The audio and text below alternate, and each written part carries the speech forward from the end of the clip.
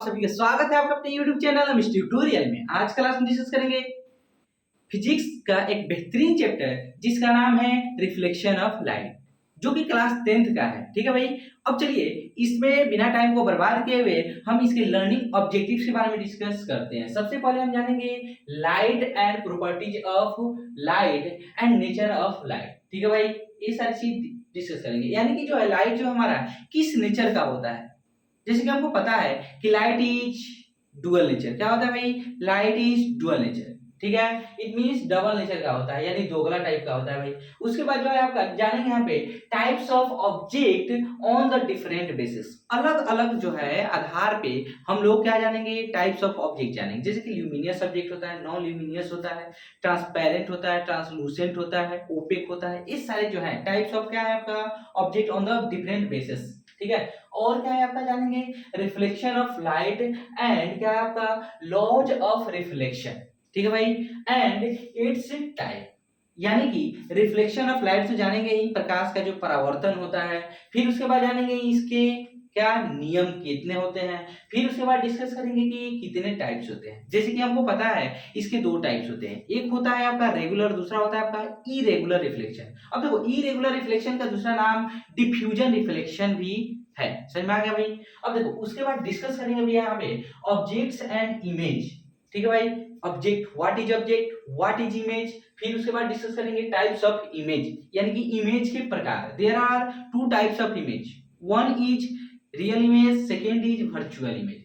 ठीक है भाई, अब देखो उसके बाद जानेंगे देयर प्रॉपर्टीज और उनके क्या क्या गुण होते हैं। रियल इमेज का क्या गुण होता है, वर्चुअल इमेज का क्या गुण होता है, वो डिस्कस करेंगे। फिर जानेंगे mirror and types of mirror, कि मिरर क्या होता है, व्हाट इज मिरर। ठीक है, how many types of mirror. जैसे कि हमको पता है there are two types of mirror, one is plane mirror, second is spherical mirror.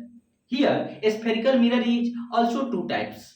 ठीक है, one is concave mirror, second is आपका कन्वेक्स मिरर। ठीक है भाई, उसके बाद जानेंगे image formation bye these mirrors by using रे डायग्राम। ठीक है भाई, इन मिररों के द्वारा जो इमेज का फॉर्मेशन होता है, ठीक है, बाय यूजिंग रे डायग्राम, रे डायग्राम का यूज करके उसके बारे में हम लोग यहाँ डिस्कस करेंगे। एंड जानेंगे देयर यूजेज, इनका यूज कहाँ कहाँ है, प्लेन मिरर का यूज कहाँ है, कनकेव मिरर का यूज कहाँ है, कन्वेक्स मिरर का यूज कहाँ है भाई, ये सब जानेंगे। उसके बाद जानेंगे यहाँ पे sign of convention for the reflection by the spherical mirror. It means कहने का मतलब है कि चिन्ह परिपाटी किसके लिए भाई, बताओ हमको, स्फेरिकल मिरर के लिए। इट मीन जो है कनकेव मिरर के लिए, कन्वेक्स मिरर के लिए, कि ऑब्जेक्ट जो है कनकेव मिरर में किस साइड रखते हैं। इट मीन जो है ऑब्जेक्ट डिस्टेंस, ठीक है, हाइट ऑफ ऑब्जेक्ट, समझ में आ गया, image distance, height of image किस प्रकार का होता है, पॉजिटिव होता है कि नेगेटिव होता है। ये सारी चीज जो पता चलता है आपका किससे, साइन ऑफ कन्वेंशन से पता चलता है, चिन्ह परिपाटी बोलते हैं जिसको। ठीक है, यानी कि ये सब जो है आपको कोऑर्डिनेट ज्योमेट्री से रिलेटेड चीज है, जानेंगे यहाँ पे। उसके बाद जो है आपका मिरर फॉर्मूला, जैसे क्या होता है आपका 1/v + 1/u = 1/f। ठीक है, उसके बाद जो है आपका magnification, magnification is equal to क्या होता है भाई आपका, बताओ, ratio of height of image to क्या हो जाएगा आपका height of object. It means लिख सकते हैं negative of ratio of distance of image to distance of क्या हो जाएगा आपका ऑब्जेक्ट। ठीक है, आया समझ में? अब देखिए भाई यहाँ पे जो है आपका देयर प्रूफ, और इनका प्रूफ भी जानेंगे कि कैसे यह आते हैं। ठीक है भाई, ये जो है आपका h डैश या डिवाइडेड बाई जो h होता है क्यों होता है, यानी कि -v/u क्यों होता है, यह जानेंगे यहाँ पे। समझ में आ गया? चलिए बिना टाइम को बर्बाद किए हुए हम लोग इस चैप्टर को क्या करते हैं, इसके एक एक टॉपिक्स के बारे में डिस्कस करते हैं भैया। सबसे पहले हम यहाँ जानेंगे लाइट। अब देख लो भाई, लाइट जो है क्या है आपका एनर्जी का फॉर्म होता है। किस प्रकार का एनर्जी होता है, हीट एनर्जी होता है। ठीक है भाई, ये किस प्रकार का एनर्जी होता है, हीट एनर्जी होता है। और यह हमारे सराउंडिंग जितनी भी चीज है इसी के प्रेजेंटेशन में हम लोग उसको क्या करते हैं, देख पाते हैं। ठीक है, अगर लाइट नहीं रहता, हमारे पास आंख होती बट लाइट नहीं रहता, तो क्या हम उस ऑब्जेक्ट को देख पाते, नहीं देख पाते। हम किसी को देख पाते, किसी भी चीज को नहीं देख पाते। तो उसको देखने के लिए किस चीज की रिक्वायरमेंट है, हमारे आई के साथ साथ हमें लाइट की बहुत ही जरूरी है। ठीक है, तो ये जो लाइट है विजिबल बनाता है सब, मतलब कि चीजों को क्या बनाता है, विजिबल, सराउंडिंग को विजिबल बनाता है। ठीक है, दृश्यमय बनाता है। देखने के लायक बनाता है भैया। आगे समझ में, चलिए जानते हैं इसका डेफिनेशन। लिखते हैं कि लिखेंगे it is form of energy in the presence of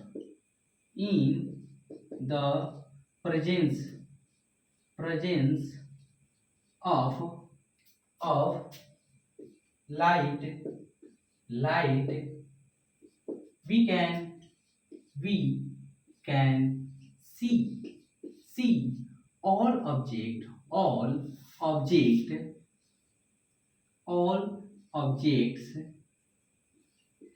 objects around us। क्या आपका अराउंड अस लिखेंगे।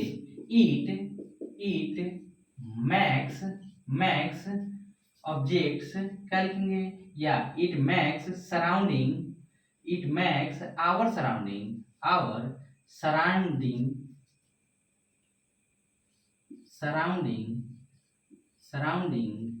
विजिबल। क्या आपका विजिबल क्या बनाता है, आपका विजिबल बनाता है। समझ में आ गया, क्या बनाता है भैया, विजिबल। आ रहा है समझ में, कोई दिक्कत है क्या इसमें, कोई दिक्कत है। अब देखो, अब नेक्स्ट हम जानेंगे इसके प्रॉपर्टीज। क्या जानेंगे भाई यहाँ पे, प्रॉपर्टीज। अब देखो लिखते हैं यहाँ पे लाइट, प्रॉपर्टीज ऑफ लाइट लिखेंगे। क्या लिखेंगे यहाँ पे, प्रॉपर्टीज ऑफ लाइट। सबसे पहले जानेंगे यहाँ पे प्रॉपर्टीज ऑफ लाइट। अब देखो यह जो है एक तरह का क्या है, आपका एनर्जी है। It is a form of energy. Which kind of energy, light energy, heat energy बोल सकते हैं भाई। लाइट एनर्जी भी है आपका, लाइट जो है आपका क्या है, एनर्जी है। किस प्रकार का है, हीट एनर्जी है। ठीक है, लिखेंगे यहाँ पे, लिखेंगे इसका एक नंबर लिखते हैं भाई। ईट लिखेंगे, eat is form of heat energy. ठीक है, कोई दिक्कत इसमें। उसके बाद लिखेंगे it is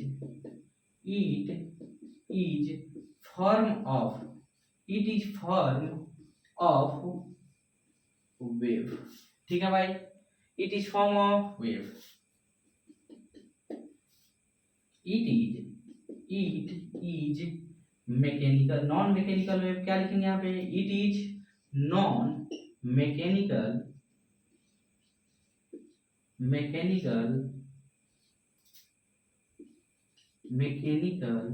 it is non mechanical और क्या आपका transverse wave, non mechanical and transverse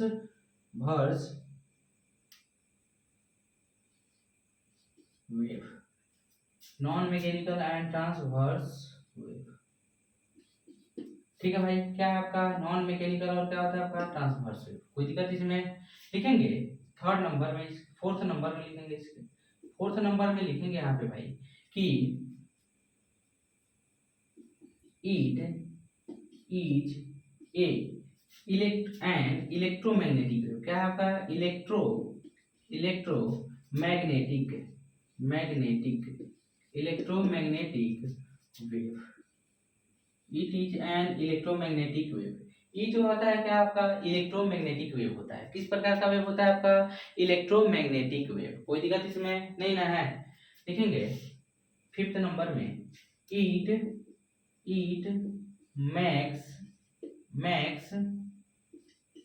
max surrounding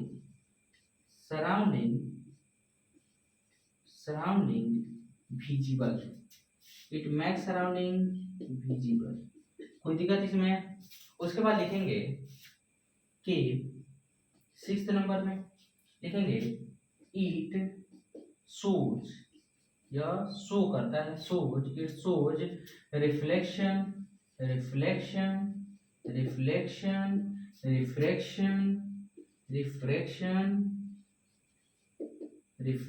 क्या हो जाएगा आपका, रिफ्लेक्शन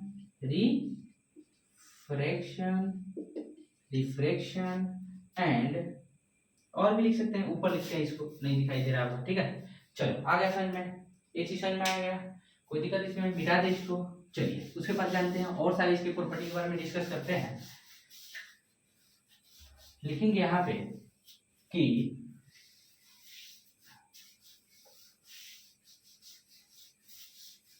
लिखेंगे यहाँ पे भाई ईट shows it shows reflection refraction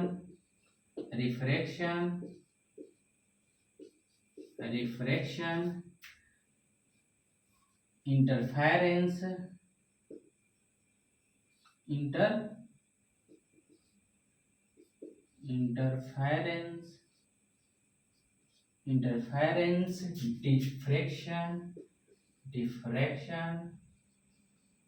diffraction, उसके बाद जो हो जाएगा आपका डिस्पर्शन एंड पोलराइजेशन। क्या है आपका पोलराइजेशन, कोई दिक्कत इसमें, एंड पोलराइजेशन आ रहा है में, पोलराइज्ड यहाँ ये होता है पोलराइजेशन, कोई दिक्कत इसमें, पोलराइजेशन ईटीसी, ठीक है, of light, polarization etc of, क्या हो जाएगा आपका लाइट, कोई दिक्कत इसमें आ रहा है सही में। ईटीसी फेनोमेना लिख सकते हैं, ईटीसी फेनोमेना इसको लिख सकते हैं, क्या आपका फेनोमेना। इतनी सारी घटनाओं को वो क्या करता है, बहुत सारी ऐसी घटनाएं हैं, ठीक है, जिसको क्या करता है वो आपको शो करता है। आ रहा है सही में, इसको हम लिख लेते हैं 6 नंबर, 6 का 7, चलो 7 होगा। 8 नंबर में लिख लेंगे भाई, यहाँ पे 8 नंबर में हम लोग लिखेंगे यहाँ पे आपका कि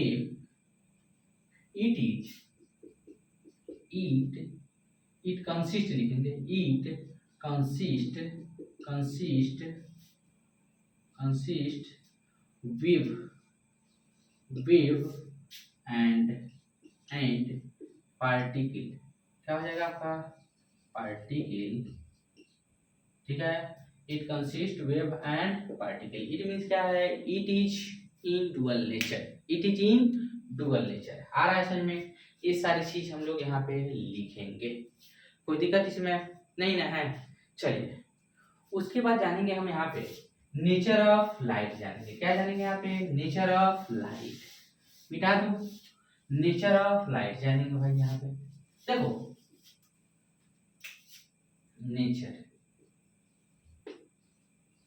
नेचर ऑफ लाइट, देखो भाई नेचर ऑफ लाइट कहने का मतलब क्या है, नेचर इसकी क्या है आपका प्रकृति कैसी होती है, या किस प्रकार के हमारे नेचर में, हमारे प्रकृति में होता है। तो ये जो है डुअल नेचर का होता है, कैसे नेचर का होता है, डुअल, इट मीन जो है एक वेव नेचर का होता है, दूसरा होता है आपका पार्टिकल नेचर का, समझ में आ गया। अब देखो इसके जो पार्टिकल नेचर होते हैं वो अलग अलग थ्योरीज को एक्सप्लेन करता है, जबकि इसका वेव नेचर जो होता है वो अलग अलग थ्योरी को एक्सप्लेन करता है। और वेव जो है आपका अलग चीज को कंसिस्ट रखता है, एक वेव जो है आपका इलेक्ट्रोमैग्नेटिक वेव को कंसिस्ट करके रखता है, जबकि क्या है आपका इसके पार्टिकल नेचर जो है आपका फोटोन को कंसिस्ट करके रखता है, ठीक है भाई। उसको क्या करता है आपका, उसको कंसिस्ट करके रखता है फोटोन, इट मीन जो क्या है, फोटोन जो है आपका पैकेट ऑफ बंडल ऑफ क्या होता है आपका एनर्जी होता है, समझ में आ गया। चलिए जानते हैं भैया, लिखेंगे एक एक चीज के बारे में यहाँ पे जानेंगे। यहाँ पे लिखेंगे एनर्जी, लिखा सॉरी क्या, लाइट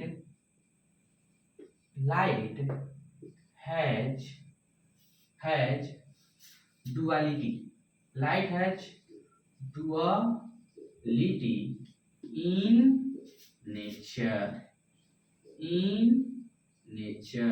ठीक है। लाइक हो जाएगा आपका wave nature and particle nature, क्या हो जाएगा आपका पार्टिकल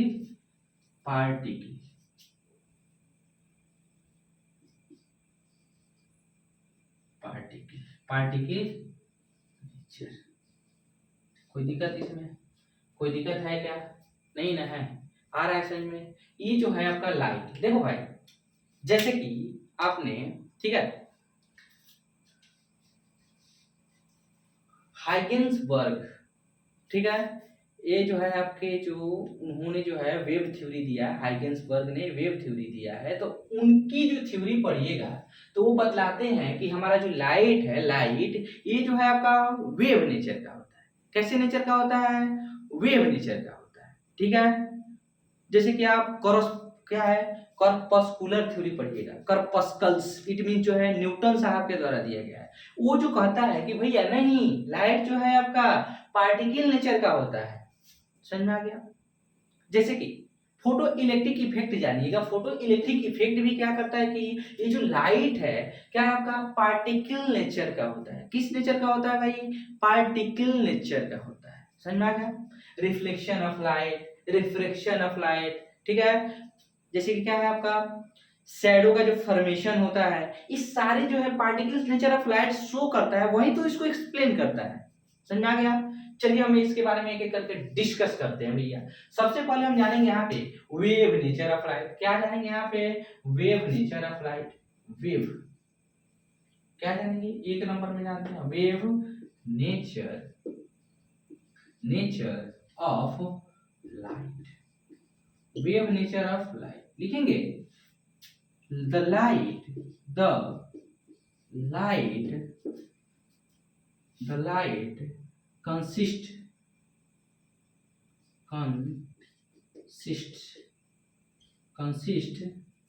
क्या हो जाएगा आपका?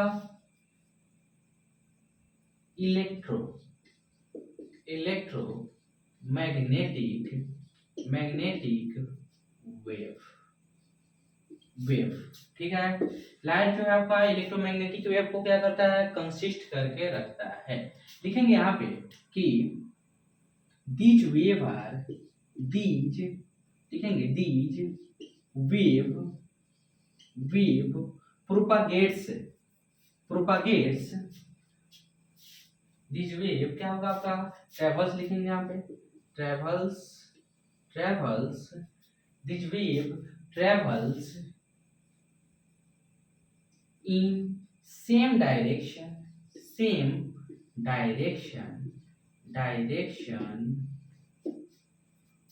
perpendicular to क्या हो जाएगा आपका? perpendicular to each other समझ में आ गया? इसका मतलब समझे कि नहीं समझे? कि ये जो वेव है, ठीक है, ये जो है जैसे कि मान लो यहाँ पे है क्या आपका इस तरह का है, इधर प्रोपागेशन का डायरेक्शन है, किसी का डायरेक्शन है? प्रोपागेशन का डायरेक्शन है, यानी कि v वेलोसिटी से इधर चल रहा है। ये मान लो ये आपका मैग्नेटिक वेव है, या इसको हम इलेक्ट्रिक वेव कह रहे हैं, इसको बोलते हैं हम लोग इलेक्ट्रिक वेव। समझ में आ गया? तो ये जो इलेक्ट्रिक वेव है क्या होगा, किस तरह से होगा भाई बताओ हमको? ये जो होगा इस तरह का होगा, ठीक है, फिर से या इस तरह का, फिर इस तरह का, ठीक है। ये जो है मैग्नेटिक वेव है, किस तरह का होगा ये? कोई दिक्कत इसमें? इस तरह का यह होगा। और ये दोनों के दोनों वेव जो है आपका इलेक्ट्रोमैग्नेटिक वेव, और क्या है आपका इलेक्ट्रोमैग्नेटिक वेव, और क्या है आपका सॉरी इलेक्ट्रिक वेव और मैग्नेटिक वेव, ये क्या है एक दूसरे के पैरेलल होंगे। ये जो है मान लो इसको क्या मानते हैं हम लोग इलेक्ट्रिक वेव। ये जो इलेक्ट्रिक वेव होंगे किसके पैरेलल होगा? यानी कि जो है आपका इस तरह से है, मान लो सपोज कर लो ये जो है आपका इस डायरेक्शन में प्रोपागेट कर रहा है वेव, तो ये जो है आपका एक जो है आपका इस तरह से चलेगा, इस तरह से चल रहा है आगे की तरफ, ठीक है। तो दूसरा जो है क्या चलेगा आपका इस तरह से चलेगा। आ रहा है समझ में कि नहीं आ रहा है? आ रहा है कि नहीं आ रहा है? इट मींस कहने का मतलब समझे कि नहीं समझे? यहाँ जो है मान लेता हूँ कि इस तरह का डायरेक्शन है, मतलब कि आपका एक्स वाई जेड एक्सिस है, मान लो ये जो है आपका क्या है आपका X axis, Y axis, Z axis. तो हम इसको अगर मान लेते हैं, इसको हम मान लेते हैं एक्स एक्सिस, इसको मान लेते हैं वाई एक्सिस, इसको जेड एक्सिस मानते हैं, तो इस केस में क्या होगा कि ये जो है आपका यहाँ पे जो है एक्स एक्सिस पर इलेक्ट्रिक वेव है, ये जो है प्रोपागेशन का डायरेक्शन है, ये जो है आपका क्या है बताओ हमको ये मैग्नेटिक वेव है। अब देख लो भाई, ये जो है आपका कैसे चलेगा, यहाँ से ऐसे चलेगा, मतलब कि क्या है कि प्रोपागेशन के परपेंडिकुलर, ठीक है, जो प्रोपागेट हो रहा है उस डायरेक्शन के परपेंडिकुलर, यानी कि जो है यहाँ से ऐसे चलेगा, फिर इधर बनाएगा, फिर इधर, फिर इधर, फिर इधर, ऐसे सांप की तरफ चलेगा ऐसे, ठीक है भाई, यानी कि इस तरह से। कोई दिक्कत इसमें? और देखो भाई, ये जो मैग्नेटिक वेव है कैसे चलेगा यार, इस तरह से चलेगा, फिर से इस तरह से, इस तरह से, इस तरह से। आ रहा है समझ में? आया कि नहीं है? यानी कि कहने का मतलब है कि ये जो है आपका क्या है, परपेंडिकुलर है। इट मींस कोई दिक्कत इसमें नहीं ना है। और ये जो है प्रोपागेशन, इन दोनों की डायरेक्शन क्या होगी, प्रोपागेशन की डायरेक्शन सेम ही होगी। क्या होंगी यहाँ पे प्रोपागेशन की direction, these wave travels in same direction perpendicular to the each other. आया समझ में? अब देखो भाई, अब यहाँ पे जो है आपका हम जानेंगे कि वेव नेचर ऑफ लाइट, ये जो वेव नेचर ऑफ लाइट है, ठीक है, ये जो है वेव थ्योरी ऑफ लाइट में हम लोग डिस्कस करते हैं, ठीक है, वेव थ्योरी ऑफ लाइट में हम लोग क्या करते हैं, डिस्कस करते हैं। अब यह क्या क्या चीज को रिप्रेजेंट, मतलब कि एक्सप्लेन करता है, किस किस थ्योरी को एक्सप्लेन करता है, चलिए जानते हैं। लिखेंगे कि wave nature of light, wave nature of light, light explains, क्या हो जाएगा आपका, एक्सप्लेन्स, एक्सप्लेन्स क्या है, किस किस चीज को एक्सप्लेन करता है, यहां जानेंगे इंटरफेरेंस, क्या है आपका, इंटरफेरेंस, इंटरफेरेंस। उसके बाद जो हो जाएगा आपका डिफ्रैक्शन, डिफ्रैक्शन, डिफ्रैक्शन, कोई दिक्कत इसमें, डिफ्रैक्शन। उसके बाद हो जाएगा आपका पोलराइजेशन, पोलराइजेशन। उसके बाद हो जाएगा आपका पोलराइजेशन के बाद डिस्पर्शन, डिस्पर्शन, क्या आपका, डिस्पर्शन।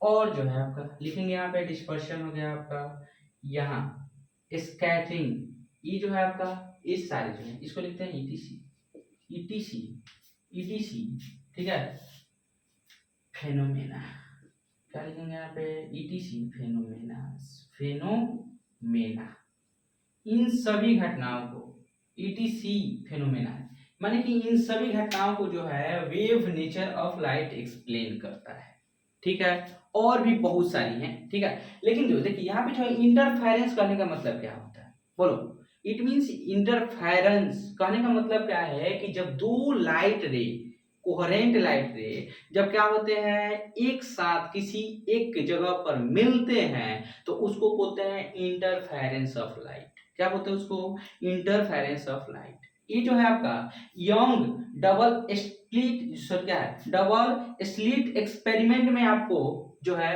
देखने को मिलता है। उसके बाद जो है डिफ्रैक्शन ऑफ लाइट, ठीक है, जैसे कि फ्रेजनल डिफ्रैक्शन का आपने नाम सुना होगा, फ्रेजनल का जो डिफ्रैक्शन है, ठीक है, ये जो है फ्रेजनल डिफ्रैक्शन कहने का मतलब क्या है, डिफ्रैक्शन ऑफ लाइट क्या है कि मतलब जो है लाइट जो है एक किसी इर्ज पार्ट, इर्ज समझते हैं किनारा, ठीक है, या किसी शार्प चीज से जब टकराती है तो उसके जो है जो उसका जो वेवलेंथ जो है उसका, ठीक है, अगर उस शार्प ऑब्जेक्ट से ज्यादा है उसका वेवलेंथ, ठीक है, तो उस केस में क्या हो जाएगा भाई, वो जो है आपका वहां से डिफ्रैक्ट हो जाएगा, यानी कि वो अपने मतलब कि पाथ से क्या हो जाएगा, बैंड हो जाएगा वहां पे, समझ में आ गया।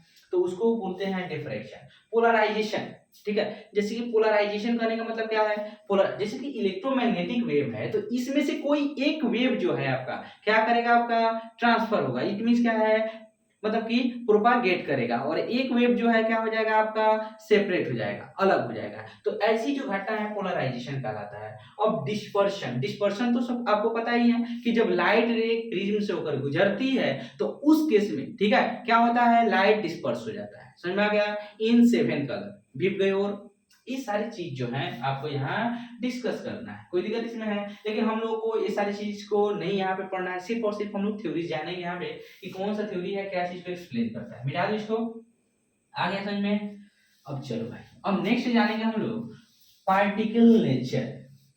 क्या है आपका, पार्टिकल नेचर ऑफ लाइट जानेंगे भैया। क्या जानेंगे यहाँ पे? Particle nature of light.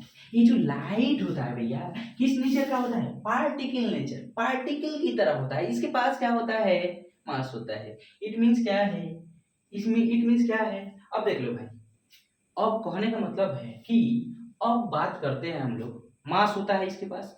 चलिए जानेंगे कैसे मास होता है। ठीक है, यानी पार्टिकल्स है तो इसके पास तो मास होना ही चाहिए, नहीं होने का कोई चांस नहीं है। लेकिन अगर रेस्ट फोटोन की बात करेंगे तो उसके पास जीरो मास होता है भाई। ठीक है, अगर वहीं जो है मूविंग फोटोन की बात करते हैं तो उसके पास होता है, ठीक है, उसके पास क्या होता है? आपका मास होता है। कोई दिक्कत इसमें? यानी कि लिखेंगे यहाँ पे सेकेंड में लिखेंगे particle, particle nature, nature of, particle nature of light, particle nature of light. The light, the लिखेंगे the light, light consist, consist क्या आपका? The light consist packet of energy, क्या आपका? Packet, packet of energy, energy, energy is called photon. क्या कहलाता है आपका? Photon. ठीक है, the light consist of packet of energy is called photon due to which, लिखेंगे due to which, due to which it moves with high speed, high speed, due to which it moves with high speed and क्या हो जाएगा आपका? and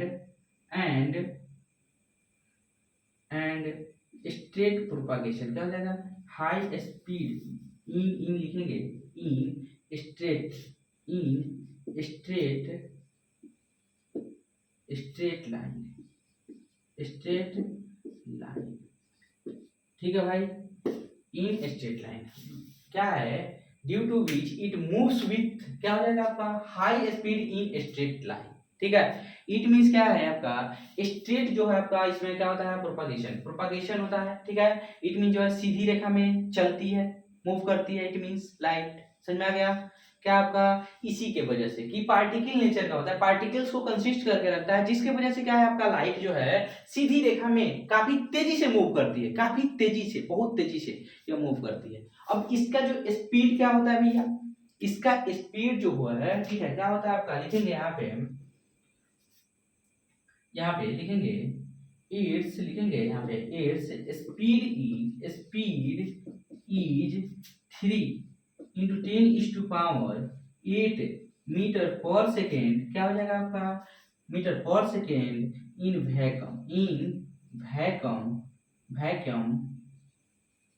vacuum और air, समझ में आ गया? In vacuum और एयर। ठीक है, कोई दिक्कत इसमें? अब इसी को हम क्या लिख सकते हैं यहाँ पे? इसी को क्या लिखेंगे? 3 × 10⁵ क्या लिखेंगे यहाँ पे? किलोमीटर पर सेकेंड लिख सकते हैं।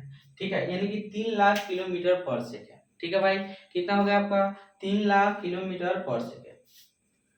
ठीक है,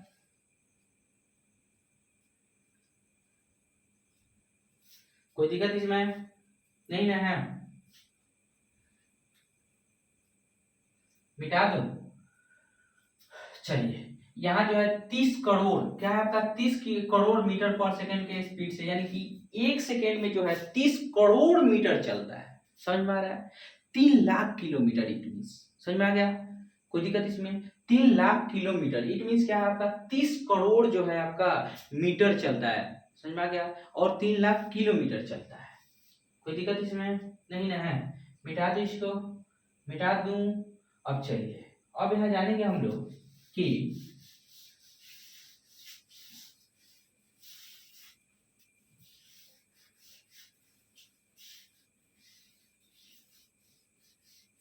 लिखेंगे यहाँ पे पार्टिकल नेचर, लिखेंगे यहाँ पे particle nature of light explains क्या करता है भैया, particle nature of light explains photo electric effect. क्या लिखेंगे यहाँ पे, फोटो इलेक्ट्रिक, क्या हो जाएगा आपका, फोटो इलेक्ट्रिक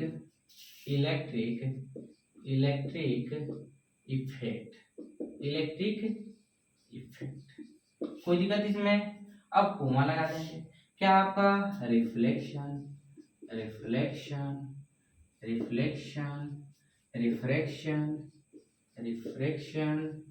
क्या हो जाएगा आपका, रिफ्रैक्शन। कोई दिक्कत इसमें? रिफ्लेक्शन, रिफ्रैक्शन, उसके बाद जो है आपका कास्टिंग शैडो।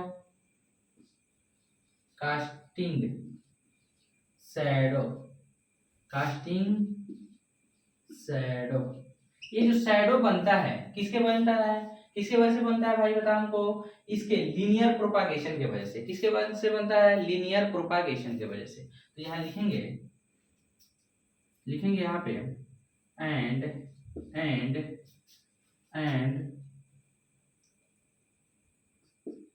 लीनियर, क्या हो जाएगा आपका, लिखेंगे स्ट्रेट लाइन प्रोपागेशन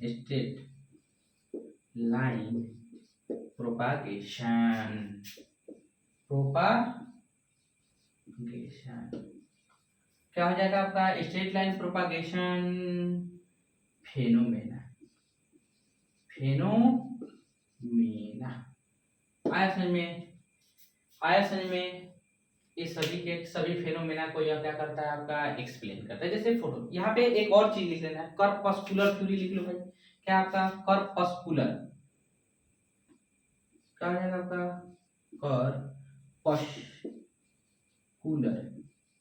कर्पस्कुलर थ्योरीज। क्या आपका, कर्पस्कुलर थ्योरी। चलिए हम जानते हैं यहाँ पे सबके बारे में, एक एक करके डिटेलिंग इसका करेंगे हम लोग, धीरे धीरे समझते हैं। देखो भाई, ये जो है फोटो इलेक्ट्रिक इफेक्ट, ये हमारे जो है अल्बर्ट आइंस्टीन सर के द्वारा एक्सप्लेन किया गया है। जैसे कि कोई भी मेटल जो है, जब किसी भी मेटल पर लाइट एनर्जी पड़ती है तो मेटल के जो इलेक्ट्रॉन्स होते हैं वो तो ऑलरेडी फ्री ही होते हैं। किसी भी मेटल के इलेक्ट्रॉन्स जो है फ्री होते हैं, तो ये जो फ्री इलेक्ट्रॉन्स होते हैं, जैसे ही इसको मिलती है हीट एनर्जी, ये एक्साइटेड मोड में आ जाते हैं। जैसे ही वो एक्साइटेड मोड में आते हैं तो मोशन करना शुरू कर देते हैं। जैसे ही मोशन करना शुरू कर देंगे, जब इलेक्ट्रॉन मोशन करना शुरू कर देगा तो उसमें इलेक्ट्रिसिटी खुद से क्या हो जाएगी, प्रोड्यूस होना शुरू हो जाती है। क्योंकि हमें पता है कि इलेक्ट्रिसिटी प्रोड्यूस होने का कॉज है आपका क्या चीज, motion of electron. It mean just opposite direction में क्या होता है आपका, मतलब कि मोशन ऑफ इलेक्ट्रॉन के जस्ट अपोजिट डायरेक्शन में फ्लो ऑफ क्या होता है भाई, आपका इलेक्ट्रिसिटी होता है। कोई दिक्कत इसमें? तो ये जो है आपका फोटो इलेक्ट्रिक इफेक्ट से पता चलता है, ठीक है। और उसके बाद जो है आपका ये जो कहता है, फोटो इलेक्ट्रिक इफेक्ट बतलाता है कि जो हमारा लाइट है वो किस नेचर का है, पार्टिकल नेचर का है। अब देखो भाई, ये जो है रिफ्लेक्शन ऑफ लाइट कहने का मतलब बाउंसिंग बैक फ्रॉम द, ठीक है, ओपेक सरफेस आफ्टर स्ट्राइक, ठीक है। ये जो है आपका किसको एक्सप्लेन करता है, पार्टिकल नेचर, यानी कि जो है पार्टिकल नेचर इसको एक्सप्लेन करता है, ठीक है भाई। यानी यह कहता है इस कि लाइट जो है क्या किस नेचर का है, पार्टिकल नेचर। अब रिफ्रैक्शन ऑफ लाइट, ये जो रिफ्रैक्शन ऑफ लाइट है कि जो one medium to another medium क्या होता है आपका, मूव करता है। जैसे कि क्या है, जैसे ही वन मीडियम से अनदर मीडियम में जाता है तो ये जो है अपने जो ओरिजिनल पाथ होते हैं उससे क्या हो जाता है, डिफ्रैक्ट हो जाता है, यानी कि बैंड हो जाता है, ठीक है। तो इसके वजह से जो बैंड हो जाता है, जिसके वजह से ये डिफ्रैक्शन शो करता है। कास्टिंग शैडो, जैसे कि मैं यहाँ खड़ा हूं तो मेरा शैडो जो है पीछे की तरफ बनेगा अप्रोक्स। इट मीन्स अगर लाइट मेरे सामने रहे तो जो है मेरा शैडो किधर बनेगा, पीछे की तरफ। क्यों बनेगा, क्योंकि मैं एक ओपेक मीडियम हूँ, मुझसे लाइट जो है पास नहीं कर सकती है, ओपेक थिंग्स हूँ, ठीक है, जिससे लाइट मुझसे क्या है, पास नहीं कर सकती है। जिसके वजह से क्या है कि ये तो हमें पता है कि लाइट जो है क्या है, स्ट्रेट लाइन में मोशन करती है। ठीक है भाई, तो जिसकी वजह से ये जो है आपका मेरे बॉडी का शैडो पीछे की तरफ बनेगा। ठीक है, सेम शेप साइज लेकिन काला कलर का। कैसा बनेगा भाई, पता हमको, काला धब्बा। समझ में आ रहा है ना, काला धब्बा, ये चीज। अब देखो नेक्स्ट जो है आपका स्ट्रेट लाइन प्रोपागेशन। अभी मैंने बताया स्ट्रेट लाइन जो है, लाइट जो है हाई स्पीड के वजह से क्या होता है आपका, स्ट्रेट लाइन में प्रोपागेट करता है। इसकी जो अगर मतलब क्या है कि एक्टिविटी अगर करने की जरूरत है आपको, तो क्या है, एक पाइप ले लीजिए। ठीक है, पाइप को क्या करना है, थोड़ा सा बैंड कर देना है भाई। थोड़ा सा बैंड करोगे तो इस साइड से उस साइड का चीज तुमको नहीं दिखाई देगा, अंधेरा दिखाई देगा पाइप के अंदर। जैसे ही पाइप को सीधा रखोगे तो उसमें जो है आर पार की चीज दिखाई देगी और उससे लाइट पास होते हुए आपको दिखाई देंगे। इसे पता चलता है कि लाइट जो है स्ट्रेट लाइन में क्या करता है, मोशन करता है। कोई दिक्कत इसमें। फिर उसके बाद जो है आपका कॉर्पस्कुलर थ्योरी। ये जो है हमारे सर आइजैक न्यूटन के द्वारा दिया गया है। ठीक है, कॉर्पस्कुलर थ्योरी। उन्होंने बताया था कि ये जितने भी लाइट है वो सारे के सारे क्या है कि कर्पस्कल्स होता है, यानी कि छोटे छोटे टीनी टीनी पार्टिकल्स को लेकर के यह क्या करता है, मूव करता है with high velocity, with high velocity. और ये जो पार्टिकल्स होते हैं काफी क्या होते हैं, लाइट वेट के होते हैं, बहुत हल्का होते हैं, बहुत ज्यादा हल्का। समझ में आ गया, इसलिए क्या है, यह हाई स्पीड से मोशन करते हैं। कोई दिक्कत इसमें नहीं ना है। आया समझ में, आया समझ में, तो यहाँ लिखेंगे भैया। अब ये चीज समझ में आ गया। चलो अब उसके बाद लिखेंगे यहाँ पे, स्टार्ट आकर लिखिएगा। ठीक है, रेस्ट, क्या लिखेंगे यहाँ पे, rest mass, mass of photon, photon is क्या होता है आपका, जीरो। क्या होता है भैया, जीरो होता है। कोई दिक्कत इसमें, rest mass of photon is equal to क्या होता है आपका, जीरो। अब उसके बाद जो है आपका मूविंग मास, क्या है आपका, moving mass, mass of photon, of photon, photon is equal to होता है, इज इक्वल टू होता है, इज इक्वल टू होता है आपका, लिखेंगे यहाँ पे m is equal to m not divided by under root 1 minus v square divided by c square. यही होता है, यहाँ समझिए। इसको हम यहाँ लिख लेते हैं, यहाँ नहीं समझ, इसको लिख लेंगे यहाँ पे m is equal to m not divided by under root 1 minus v square divided by c square. कोई दिक्कत इसमें। ये जो है मूविंग मास का जो है आपका मूविंग मास ऑफ फोटोन होता है, यानी फोटोन का जो मूविंग, अगर मूविंग फोटोन है तो उसका जो मास होगा कितना होगा, m is equal to m not divided by 1 minus v square divided by क्या अंडर रूट में रहेगा। ठीक है, under root 1 minus v square divided by c square. आ रहा है समझ में। इट मींस कहने का मतलब है कि यहाँ रिलेटिविस्टिक मास से हमको यहाँ मतलब है भाई। ठीक है, रिलेटिविस्टिक मास क्या होता है, रिलेटिविस्टिक मास कहने का मतलब है कि जब दो ऑब्जर्वर जो है आपका, ठीक है, दो तरह के फ्रेम ऑफ रेफरेंस से अगर देख रहे हैं, एक जो है आपका, मान लेता हूं एक जो फ्रेम रेफरेंस है इनर्शियल है, दूसरा आपका non inertial frame of reference है, एक्सीलरेटेड है। ठीक है भाई, अब वो जो है आपका जो एक्सीलरेटेड फ्रेम ऑफ रेफरेंस है, इट मींस कहने का मतलब है कि उसकी जो स्पीड है लगभग कितनी है, अप्रॉक्स लाइट के स्पीड के अप्रॉक्स है। तो उस केस में जो है मास में वेरिएशन दिखाई देगा। ठीक है भाई, या किसी भी चीज की, किसी भी ऑब्जेक्ट के मास में वेरिएशन, जबकि हम लोग जानते हैं कि मास एक फंडामेंटल क्वांटिटी है, टाइम एक फंडामेंटल क्वांटिटी है, length is a fundamental quantity, लेकिन इन सभी में वेरिएशन वहां देखने को मिलता है अगर हाई स्पीड से अगर कोई ऑब्जेक्ट मूव करता है तो। आ रहा है समझ में भैया, ये चीज समझ में आया। ये आपको पढ़ना है STR, special theory of relativity, या जीटीआर यानी जनरल थ्योरी ऑफ रिलेटिविटी, जो हमारे क्या है अल्बर्ट आइंस्टीन सर के द्वारा एक्सप्लेन किए गए हैं। समझ में आ गया। उसमें बहुत सारी चीज के बारे में आपको पढ़ना है, लॉरेंट ट्रांसफॉर्मेशन, भी बहुत सारी चीज है भाई। ठीक है, कोई दिक्कत इसमें, माइकलसन मोरले एक्सपेरिमेंट, क्या क्या है उसमें बहुत सारा चीज है। ठीक है, आगे हम जानते हैं यहाँ पे नेचर ऑफ लाइट तो हो गया। अब जानेंगे ऑब्जेक्ट, क्या जानेंगे यहाँ पे, टाइप्स ऑफ ऑब्जेक्ट। ठीक है,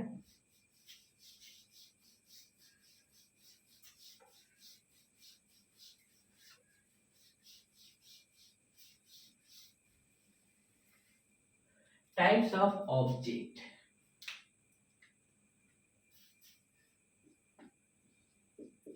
types of object on the basis of क्या है आपका इमिशन ऑफ लाइट। इमिशन क्या लिखेंगे यहाँ पे इमिशन ऑफ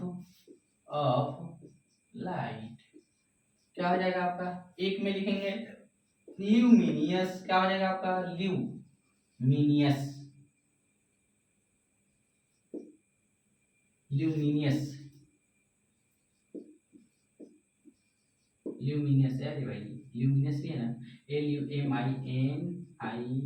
LUMINIUOUS होता है OUS ल्यूमिनियस। चलो ठीक है इंग्लिश पर थोड़ा ध्यान दे देना वर्ड में कुछ ठीक है। ल्यूमिनियस ऑब्जेक्ट क्या लिखेंगे यहाँ पे ल्यूमिनियस ऑब्जेक्ट आ रहा है समझ में। ये देखो भाई ल्यूमिनियस ऑब्जेक्ट कहने का मतलब क्या है कि जो स्वयं क्या करता है प्रकाश उत्सर्जित करता है लाइट को इमिट करता है स्वयं जो है ग्लो करता है उसी को क्या बोलते हैं ल्यूमिनियस। जैसे बल्ब क्या है स्वयं ग्लो करता है भाई स्टार स्वयं ग्लो करता है सन स्वयं ग्लो करता है समझ में आ गया आ रहा है समझ में। भगजुगनी ठीक है वो स्वयं ही ग्लो करता है। चलिए नेक्स्ट लिखेंगे इसमें लिखेंगे कि दोज ऑब्जेक्ट्स लिखेंगे इसका डेफिनेशन दोज ऑब्जेक्ट्स दैट क्या लिखेंगे emit their own light क्या हो जाएगा आपका their own light is called क्या कहलाएगा ल्यूमिनियस ऑब्जेक्ट क्या कहलाएगा आपका ल्यूमिनियस ऑब्जेक्ट। कोई दिक्कत इसमें नहीं ना है। अब लिखते हैं क्या चीज इसका एग्जाम्पल में हो जाएगा आपका सन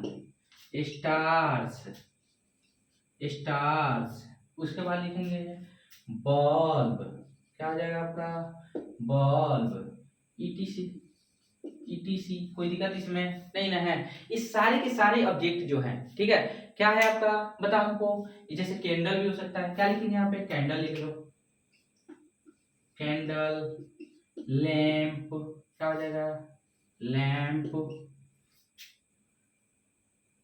हो गया ईटीसी आ रहा है समझ में। इन सभी को हम क्या बोलेंगे ल्यूमिनियस ऑब्जेक्ट बोलेंगे। अब देखो भाई ये जो है आपका 2 नंबर में जानेंगे 2 नंबर में नॉन ल्यूमिनियस ऑब्जेक्ट क्या है आपका नॉन ल्यूमिनियस ऑब्जेक्ट क्या है आपका नॉन ल्यूमिनियस ऑब्जेक्ट। अब देखो नॉन ल्यूमिनियस ऑब्जेक्ट कहने का मतलब है कि दोज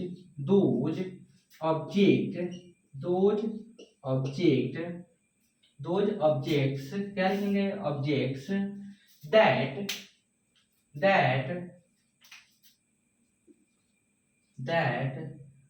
डू नॉट हैव लिखेंगे डू नॉट हैव क्या है own light they do not have own their own light क्या लिखेंगे यहाँ पे their own light is called क्या कहलाएगा आपका इज कॉल्ड क्या कहलाएगा भाई बोलो हमको नॉन ल्यूमिनियस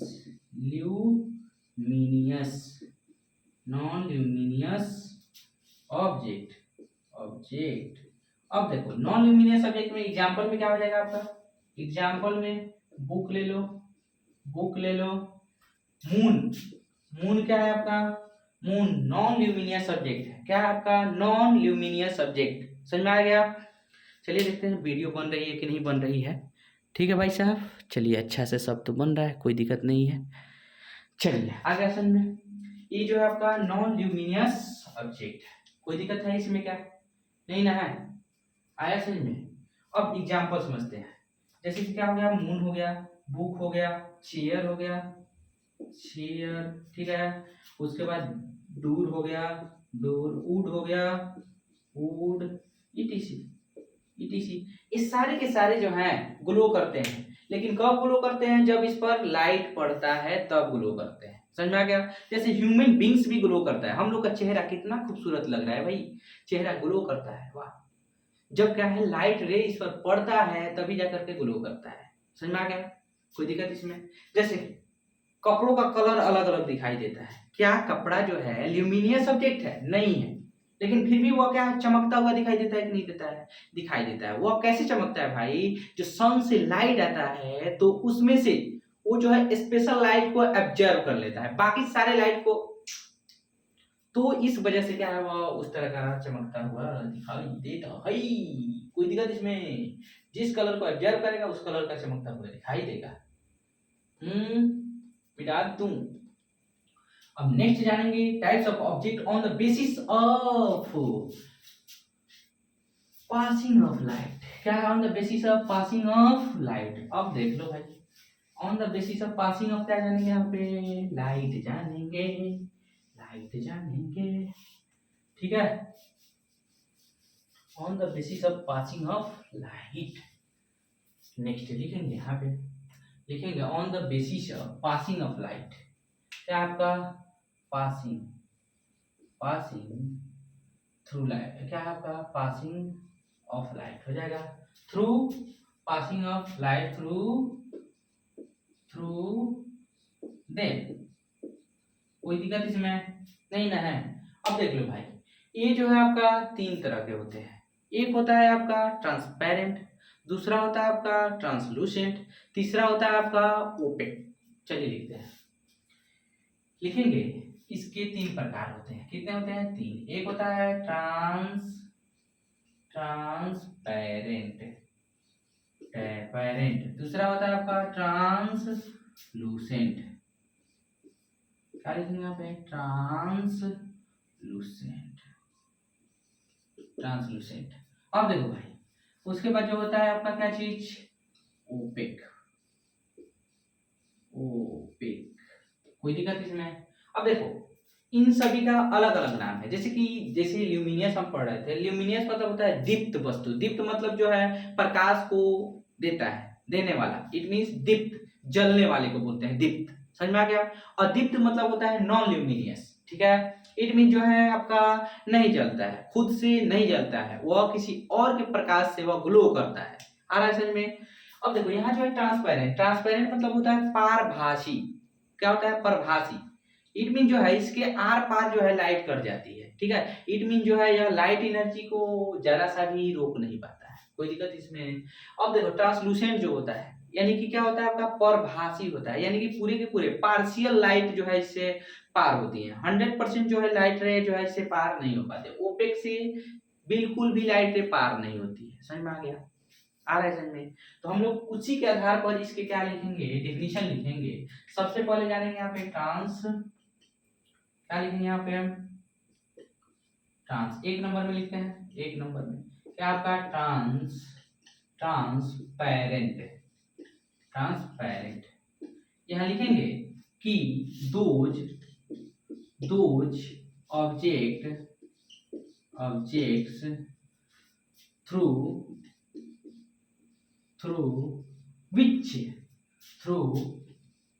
which लाइट हो जाएगा, लाइट कैन इजीली पास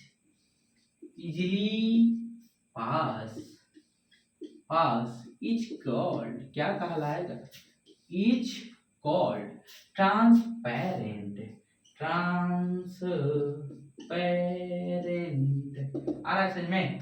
आया भैया समझ में? इसको क्या बोलेंगे भाई? ट्रांसपेरेंट। क्या बोलेंगे इसको? ट्रांसपेरेंट। एग्जाम्पल समझते हैं भैया, इसका एग्जाम्पल हम समझेंगे ट्रांसपेरेंट का। ट्रांसपेरेंट एग्जाम्पल समझते हैं, जैसे कि लिखेंगे यहाँ पर वाटर, एयर, और क्या बोल सकते हैं यहाँ पे? ग्लास हो गया, ग्लास, ठीक है। उसके बाद जो हो जाएगा आपका ईटीसी, मान लो ईटीसी बहुत सारे होते हैं, 3 नंबर में लिखो, सॉरी 2 नंबर में, 2 नंबर में क्या है आपका ट्रांसलूसेंट, ट्रांसलूसेंट, ट्रांसलूसेंट क्या कहलाएगा आपका ट्रांसलूसेंट। अब देखो ट्रांसलूसेंट कहने का मतलब क्या है कि वे सारे ऑब्जेक्ट जो हैं जिनके थ्रू क्या है आपका लाइट रे पार्शियली पास करता है। कैसे पास करता है, पार्शियली पास करता है, तो उसको हम क्या बोलते हैं, उसको ट्रांसलूसेंट बोलते हैं। इट मीन जो है 100% एनर्जी उससे पास नहीं कर पाती है। ठीक है, तो लिखेंगे द या दोज, लिखेंगे those objects, objects through which, through through which, through which क्या हो जाएगा आपका, through which light, light can, light can partially, partially, partially passes, क्या आपका partially pass is called, is called क्या कहलाएगा आपका partially pass is called translucent, translucent क्या कहलाएगा आपका ट्रांसलूसेंट। एग्जांपल समझते हैं भैया, क्या एग्जांपल में हो जाएगा इसका, ट्रांसलूसेंट लिखा हुआ है CENT है यहाँ पे CENT ट्रांसलूसेंट, कोई दिक्कत इसमें। अब देख लो यहाँ पे एग्जांपल में क्या हो जाएगा रबिंग ग्लास,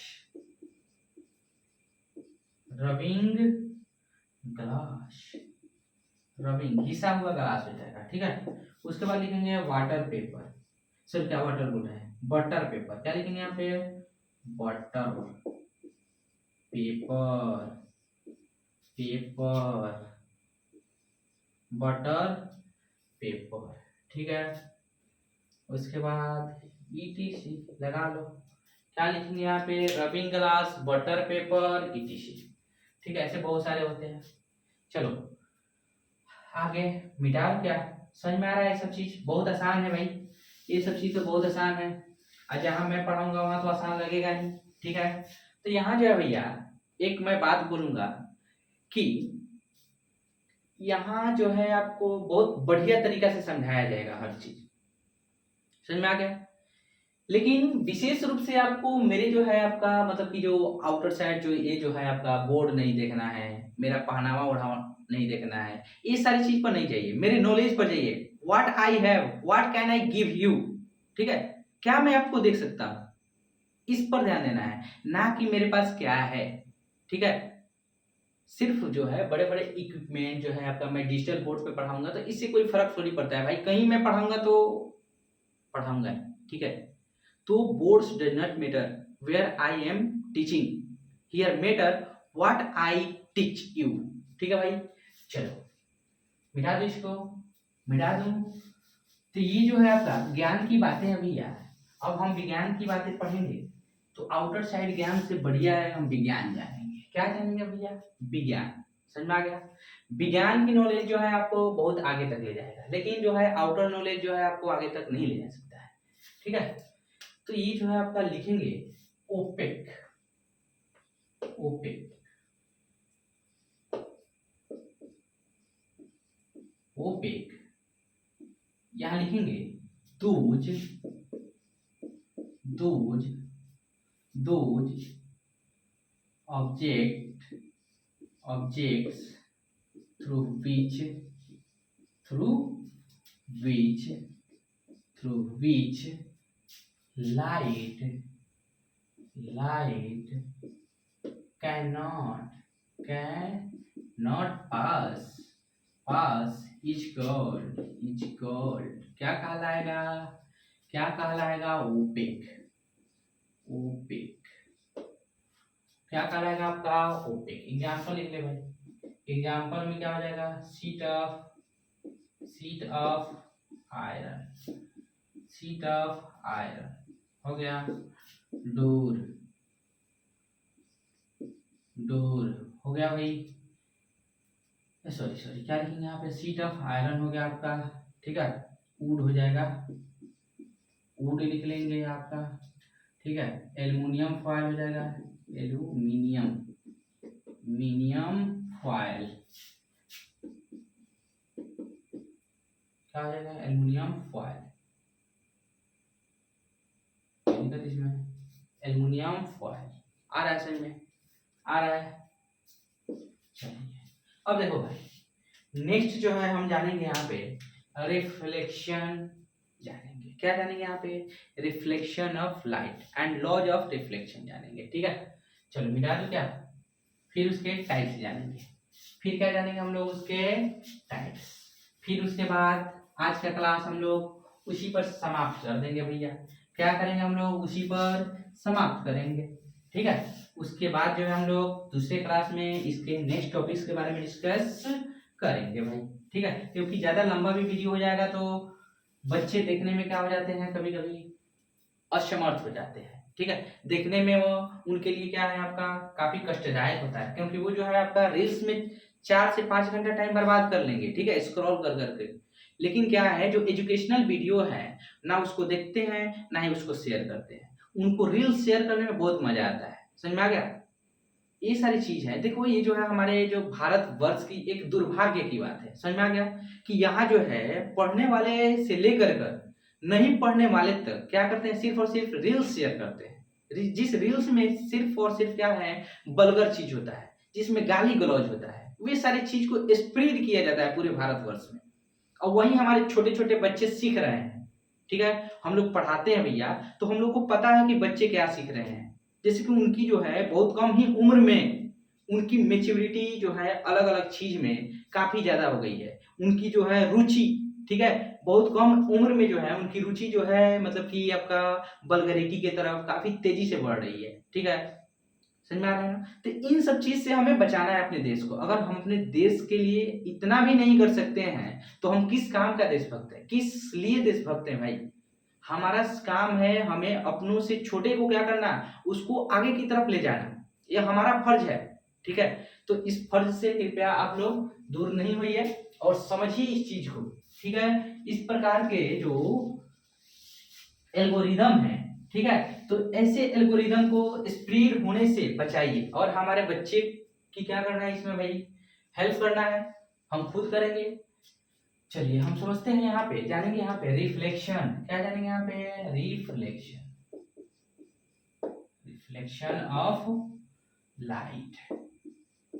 देखो भाई, लाइट के रिफ्लेक्शन के लिए, ठीक है, कितने चीजों का होना जरूरी है? एक लाइट का होना जरूरी है, दूसरा जो है क्या है, ओपेक मीडियम का होना जरूरी है, ओपेक ऑब्जेक्ट का होना जरूरी है, पॉलिश सरफेस का होना जरूरी है। आ रहा है समझ में? इट मीन जो है दो चीजों का होना बहुत जरूरी है। एक जो चीज है आपका ओपेक, या उसी को क्या बोलते हैं, पॉलिश सरफेस बोलते हैं। क्या बोलते हैं उसको? Polished surface. एक चीज ये हो गया, और दूसरा लाइट का होना अति आवश्यक है। जब लाइट रे जो है, लाइट रे, मान लो कि यहाँ से लाइट आ रही है, यहाँ से लाइट रे आई और इस पर टकराई, टकराने के बाद भाई फिर से इसी मीडियम में इधर रिफ्लेक्ट हो गई। आ रहा है समझ में? तो ऐसी जो घटना होंगी उसको हम क्या बोलते हैं, ऐसे फेनोमेना को क्या कहते हैं हम लोग? रिफ्लेक्शन ऑफ लाइट कहते हैं। क्या कहते हैं भैया? Reflection of light. ठीक है, आ रहा है समझ में? क्लियर है कि लाइट रे आई किसी एंगल पर और क्या है आपका ओपेक सरफेस से टकराई, टकराने के बाद टैन इधर। ठीक है, जैसे कि देखते हैं पॉलिश सरफेस, जैसे कि क्या है जो आपका काफी जो मेकअप की हुई लड़कियां होती है, देखना उसका जो फेस है काफी ग्लो करता है। ठीक है, क्या होता है उस पर होता क्या है भाई कि लाइट का रिफ्लेक्शन काफी तेजी से होता है। समझ में आ गया ना? तो इस प्रकार से उनका जो फेस है काफी जो मेकअप किए रहते हैं, उनके फेस से क्या है लाइट काफी तेजी से रिफ्लेक्ट होता है। समझ में आ गया? वो भी रिफ्लेक्शन में हेल्प करता है भाई। कोई दिक्कत इसमें नहीं ना है? चलो लिखेंगे, लिखेंगे द, या लिखेंगे हाँ द नेचुरल, सबसे पहले अपने शब्द में लिखते हैं the natural phenomena, phenomena, phenomena in which, in which, in which light रे, लाइट रे, रे क्या हो जाएगा आपका? इन विच लाइट रेज, क्या हो जाएगा आपका? Bounce back, bounce back, back after, after strike, after strike strike after strike polished surface, polished या क्या लिख सकते हैं surface, सरफेस या लिख सकते हैं ओपेक ऑब्जेक्ट, क्या हो जाएगा आपका और ओपेक,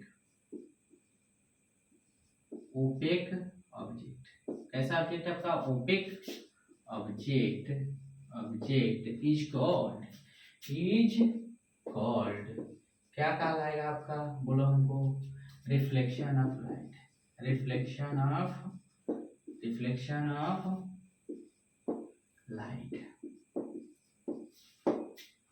ठीक है भाई, क्या कहलाएगा आपका रिफ्लेक्शन ऑफ लाइट, कोई दिक्कत इसमें नहीं ना है। या इसको अदर हैंड में हम लिखेंगे और करके लिखेंगे the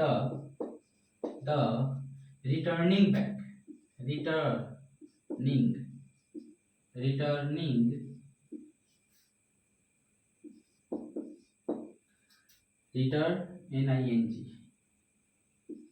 returning back of light, the returning back of light from क्या हो जाएगा आपका, from opaque surface after strike is called क्या कहलाएगा आपका, बोलो, is called reflection of light, क्या कहलाएगा आपका रिफ्लेक्शन ऑफ लाइट, कोई दिक्कत है इसमें, आ रहा है समझ में कि नहीं आ रहा है, आया, चलिए मिटा दो इसको, मिटा दो, चलिए समझते हैं कि किस प्रकार से लाइट जो है रिफ्लेक्ट होती है, मिटा दो इसको, मिटा दो, चलिए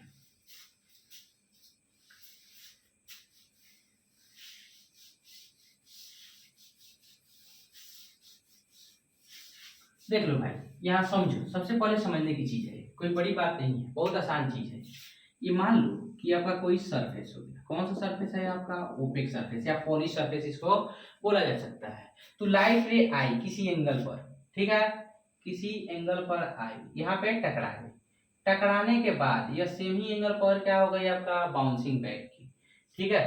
तो यहाँ जो है आपका इन दोनों के बीच में एक नॉर्मल लाइन हम लोग ड्रॉ कर लेते हैं, इसको बोलते हैं नॉर्मल, इसको बोलते हैं, या यहाँ रिफ्लेक्टेड लिखेंगे, रिफ्लेक्टेड, इसको बोलेंगे हम लोग इंसिडेंट रे, कौन सा रे बोलेंगे, इंसिडेंट रे। अब देखो यहाँ जो एंगल बन रहा है इसको एंगल आई बोलते हैं, क्योंकि इंसिडेंट रे और नॉर्मल के बीच में बन रहा है, तो इसको बोलेंगे एंगल आई। एंगल आई को क्या बोलते हैं, एंगल ऑफ इंसिडेंस, क्या बोलते हैं इसको, एंगल ऑफ इंसिडेंस। अब ये जो है आपका क्या बोलते हैं, एंगल ऑफ आर होता है भाई, ठीक है, इट मीन सॉरी क्या, एंगल ऑफ रिफ्लेक्शन होता है। अब देखो ये जो पॉइंट है, ये पॉइंट, इसको हम ओ पॉइंट मान लेते हैं, यह जो ओ पॉइंट है इसको बोलते हैं क्या चीज, point of incidence, point of incidence, कोई दिक्कत इसमें, इसको क्या बोलेंगे हम लोग, पॉइंट ऑफ इंसिडेंस, समझ में आ गया। ये जो है आपका रिफ्लेक्टेड रे है, ये जो incident ray, reflected ray, normal इन दोनों के बीच में लाइज करता है। उसके बाद जिस पॉइंट पर यह जो है इंसिडेंट रे पड़ता है, लाइज करता है, यानी कि उसको हम क्या बोलेंगे, पॉइंट ऑफ इंसिडेंस बोलते हैं, ठीक है भाई। और जो है आपका एंगल ऑफ, ये क्या है आपका आई, एंगल ऑफ इंसिडेंस है, आर क्या है, एंगल ऑफ रिफ्लेक्शन है, कोई दिक्कत इसमें नहीं ना है। चलिए हम एक एक करके सबके बारे में डिस्कस करते हैं। देखो भाई, यहाँ लॉज ऑफ रिफ्लेक्शन से पहले इन सब टर्म के बारे में जानकारी लेना काफी जरूरी है। अगर इन टर्म की जानकारी नहीं है तो फिर हम लॉज ऑफ रिफ्लेक्शन नहीं समझ पाएंगे, ठीक है। अब मान लो कि मैं बोल दिया इंसिडेंट रे, अब इंसिडेंट रे के बारे में पता ही नहीं है तो क्या समझोगे इससे, बताओ हमको, कुछ नहीं समझोगे। उसके बाद रिफ्लेक्टेड रे क्या है, आपको पता ही नहीं है कि व्हाट इज रिफ्लेक्टेड रे, तो आपको कैसे उसको मतलब कि आप समझ पाओगे। ये जो है आपको जैसे नॉर्मल क्या है भाई, ये अगर पता नहीं है तो फिर दिक्कत हो जाएगी समझना। यहाँ पे laws of reflection, incident point है आपका, पॉइंट ऑफ इंसिडेंस जो है, ठीक है, इसकी जानकारी नहीं है तो फिर लॉज ऑफ रिफ्लेक्शन को समझना क्या है, दिक्कत की बात है, समझ में आ गया। तो चलिए एक एक टर्म के बारे में डिस्कस करते हैं। सबसे पहले हम जानते हैं इंसिडेंट रे, क्या करेंगे यहाँ पे, इंसिडेंट, इंसिडेंट रे लिखेंगे द री द रीज लिखेंगे द रीज दैट कॉम फ्रॉम क्या हो जाएगा आपका source that com from source is called यहाँ से हम इसमें घेर लेते हैं, ठीक है। देखिए क्या है आपका that comes from source is called, क्या कहलाएगा आपका इंसिडेंट रे। कौन सा रे कहलाएगा आपका इंसिडेंट रे, आ रहा है समझ में। दूसरा टर्म है आपका, क्या है आपका पता हमको, पॉइंट ऑफ इंसिडेंस। क्या है आपका पॉइंट ऑफ इंसिडेंस, लिखेंगे पॉइंट ऑफ इंसिडेंस। अब देखो पॉइंट ऑफ इंसिडेंस करने का मतलब है कि point the point eight which incident ray, लिखेंगे एट विच इंसिडेंट क्या हो जाएगा आपका incident ray falls on the surface is called, क्या कहलाएगा आपका पॉइंट ऑफ इंसिडेंस। कोई दिक्कत इसमें। अब देखो पॉइंट ऑफ इंसिडेंस को किस चीज से डिनोट करते हैं, किस चीज से इसको रिप्रेजेंट करते हैं भाई पता हमको। इसको हम लोग रिप्रेजेंट करते हैं ओ से, लिखेंगे यहाँ पे इट इज डिनोटेड बाय ये इसको किस चीज से डिनोट करते हैं भाई पता हमको ओ से। कोई दिक्कत इसमें नहीं ना है। अब नेक्स्ट जानेंगे आपका रिफ्लेक्टेड रे। क्या आपका रिफ्लेक्टेड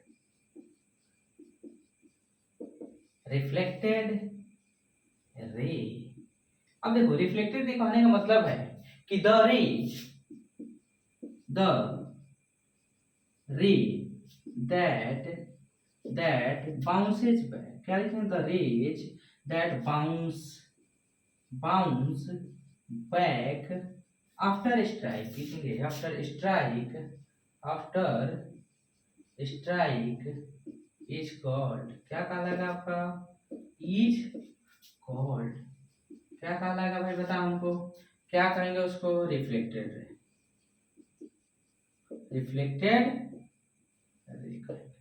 क्या कहेंगे उसको रिफ्लेक्टेड रे। जो क्या है कि स्ट्राइक करने के बाद क्या करता है बाउंस बैक करता है, जो स्ट्राइक करने के बाद बाउंस बैक करेगा उस रे को, जो बाउंस बैक करता है उस रे को हम क्या बोलते हैं, आफ्टर स्ट्राइक जो है बाउंस बैक करने वाले रे को क्या बोलते हैं भाई बता हमको रिफ्लेक्टेड रे बोलते हैं। कौन सा रे बोलते हैं उसको रिफ्लेक्टेड रे। इट मींस क्या है आपका परावर्तित किरण। कौन सा किरण है परावर्तित, इसको बोलते हैं आपतित किरण, इसको बोलते हैं आपतन बिंदु, इसको बोलते हैं आपतन कोण, इसको परावर्तन कोण, इसको लंब बोलते हैं लंब। समझ में आ गया, कोई दिक्कत इसमें नहीं ना है, मिटा दो इसको। चलो नेक्स्ट जानेंगे यहाँ पे, नेक्स्ट जानेंगे हम यहाँ पे भाई आपका देखो नेक्स्ट टॉपिक है हमारा यहाँ पे क्या है एंगल ऑफ सॉरी नॉर्मल जानते हैं। सबसे पहले क्या जानेंगे यहाँ पे नॉर्मल, क्या जानेंगे यहाँ पे नॉर्मल। देखो पहले नॉर्मल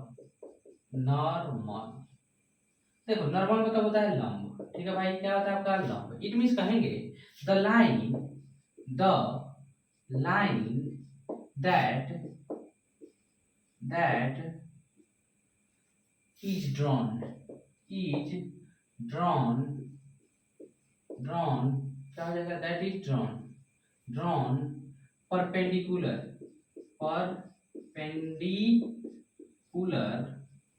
टू द क्या हो जाएगा आपका सरफेस, पॉलिश सरफेस लिख सकते हैं, पॉलिश्ड इस सरफेस को हम क्या बोलेंगे यहाँ पे polished surface,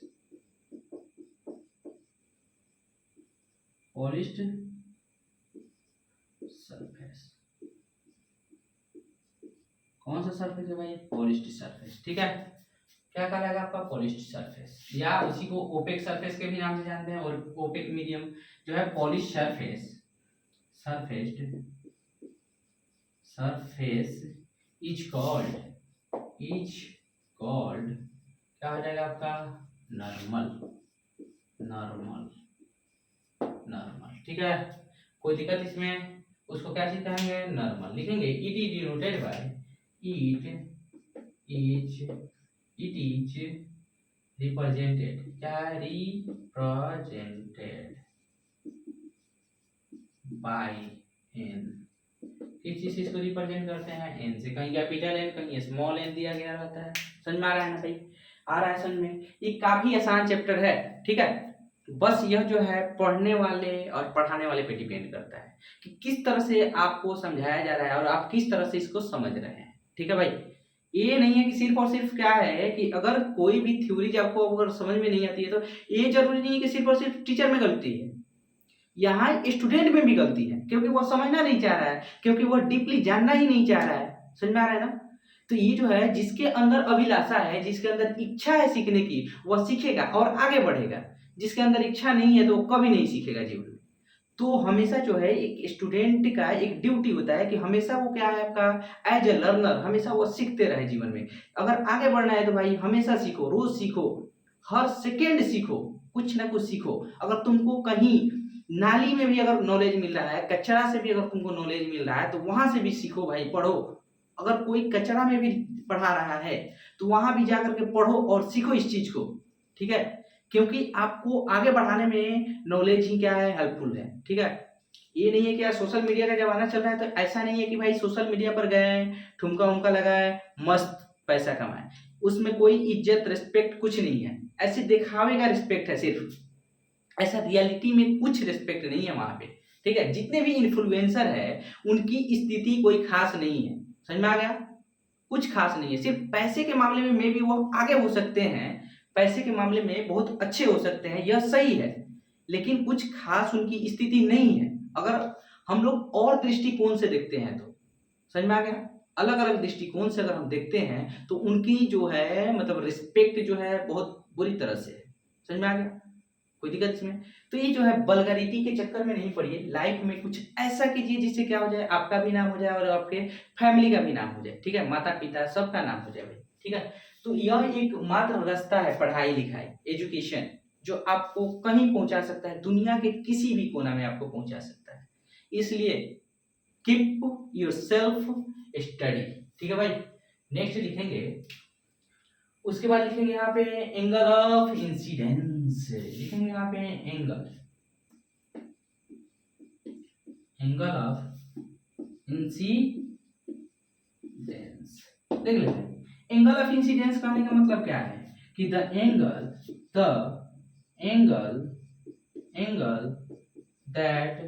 that forms between क्या हो जाएगा आपका? इंसिडेंट रे एंड क्या हो जाएगा आपका? Normal. And normal is called क्या कहलाएगा आपका? एंगल ऑफ इंसिडेंस कहलाएगा। एंगल ऑफ क्या कहलाएगा आपका? इंसिडेंस। कोई दिक्कत? इट इज लिखेंगे, इट इज डिनोटेड बाय क्या चीज इसको डिनोट करते हैं भैया? इट इज डिनोटेड बाय, लिखेंगे यहाँ पे it is denoted by small I. कोई दिक्कत इसमें? इसको स्मॉल आई से क्या करते हैं हम लोग? रिप्रेजेंट करते हैं, डिनोट करते हैं, जैसे यहाँ लिखा हुआ है। आ रहा है समझ में? कोई दिक्कत है क्या? नहीं ना है? चलिए, उसके बाद जो लिखेंगे यहाँ पे एंगल ऑफ क्या हो जाएगा आपका? रिफ्लेक्शन। एंगल ऑफ रिफ्लेक्शन, इसको हम लोग लिखेंगे यहाँ पे द एंगल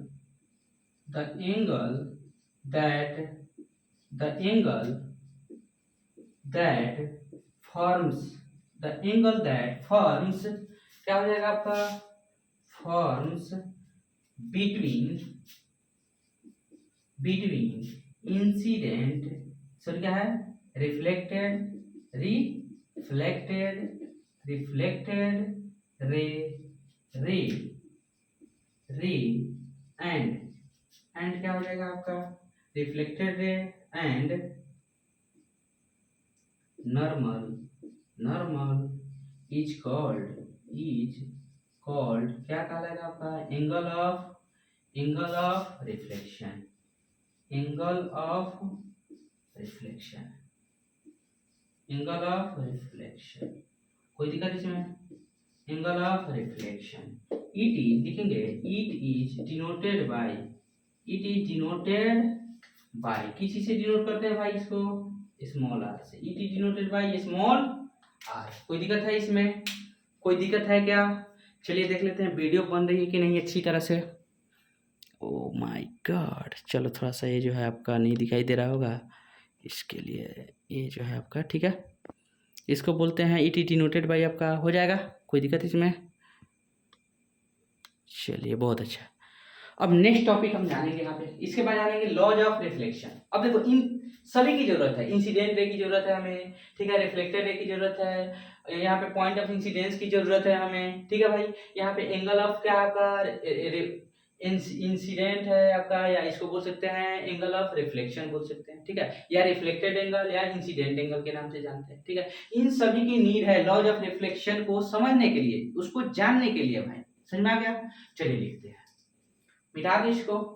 तो यहाँ हम जानेंगे लॉज ऑफ रिफ्लेक्शन, क्या चीज जानेंगे भैया, laws of reflection, it means प्रकाश के परावर्तन के नियम, क्या होता है भाई, प्रकाश के परावर्तन के नियम, लॉज ऑफ रिफ्लेक्शन, क्या जानेंगे यहाँ पे, लॉज ऑफ रिफ्लेक्शन लिखेंगे यहाँ पे, laws of reflection of light. देखो भाई इसके कितने लॉज होते हैं, दो लॉज होते हैं, कितने लॉज होते हैं भाई, दो लॉज होते हैं। चलिए लिखते हैं, लिखेंगे यहाँ पे, देयर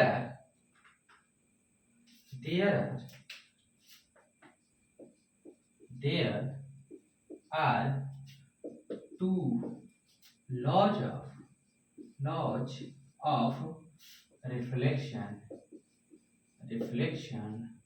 ऑफ लाइट। आ रहा है समझ में, कितने होते हैं, दो होते हैं। सबसे पहले हम फर्स्ट जानेंगे। देखो फर्स्ट लॉ क्या है कि incident ray, reflected ray and normal क्या है आपका, पॉइंट ऑफ इंसिडेंट पे लाइज करता है, यानी कि तीनों के तीनों जो है, मतलब कि जो पॉलिश सरफेस के, ठीक है, पॉलिश सरफेस के एक ही पॉइंट पर क्या कर रहा है, लाइज कर रहा है, ठीक है, एट वन क्या है आपका प्लेस्ड थ्री, मतलब ये जो तीनों के तीनों हैं क्या कर रहे हैं, लाइज कर रहे हैं, ठीक है, थ्री आर लाइज। अब देखो भाई यहां लिखेंगे कि इंसिडेंट रे, द इंसिडेंट आ जाएगा, the incident ray comma reflected, क्या लिखेंगे, incident ray normal and reflected ray, normal लिखेंगे अच्छा से यहाँ पे, नॉर्मल, ठीक है, and reflected ray lies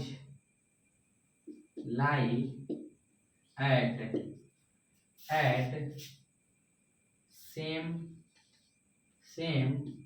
point in same plane,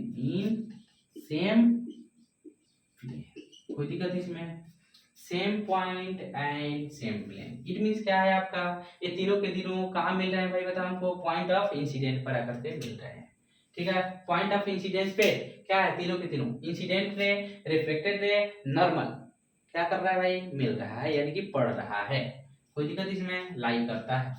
आ गया समझ में। अब नेक्स्ट लिखेंगे भाई, इसका 2 नंबर लिखेंगे। आगे समझ में, ये चीज समझ में आया कि नहीं आया? इस फिगर को फिर से आप दोबारा बना सकते हैं भाई। अब चलो इसके बाद जो है आपका थर्ड नंबर में लिखेंगे, सॉरी सेकंड नंबर, इसका सेकंड लॉज है। देखो भाई, ये जो है आपका एंगल ऑफ आपका incident and angle of reflection are always क्या होते हैं? इक्वल ड्यूरिंग तो जो है आपका ड्यूरिंग रेगुलर रिफ्लेक्शन। किस रिफ्लेक्शन की बात होती है? रेगुलर रिफ्लेक्शन में जो है ये दोनों के दोनों क्या है आपका बताओ, ये दोनों के दोनों एंगल सेम होते हैं। ठीक है, दोनों का मैग्नीट्यूड क्या होता है? सेम ही होता है। तो लिखेंगे कि the angle of incidence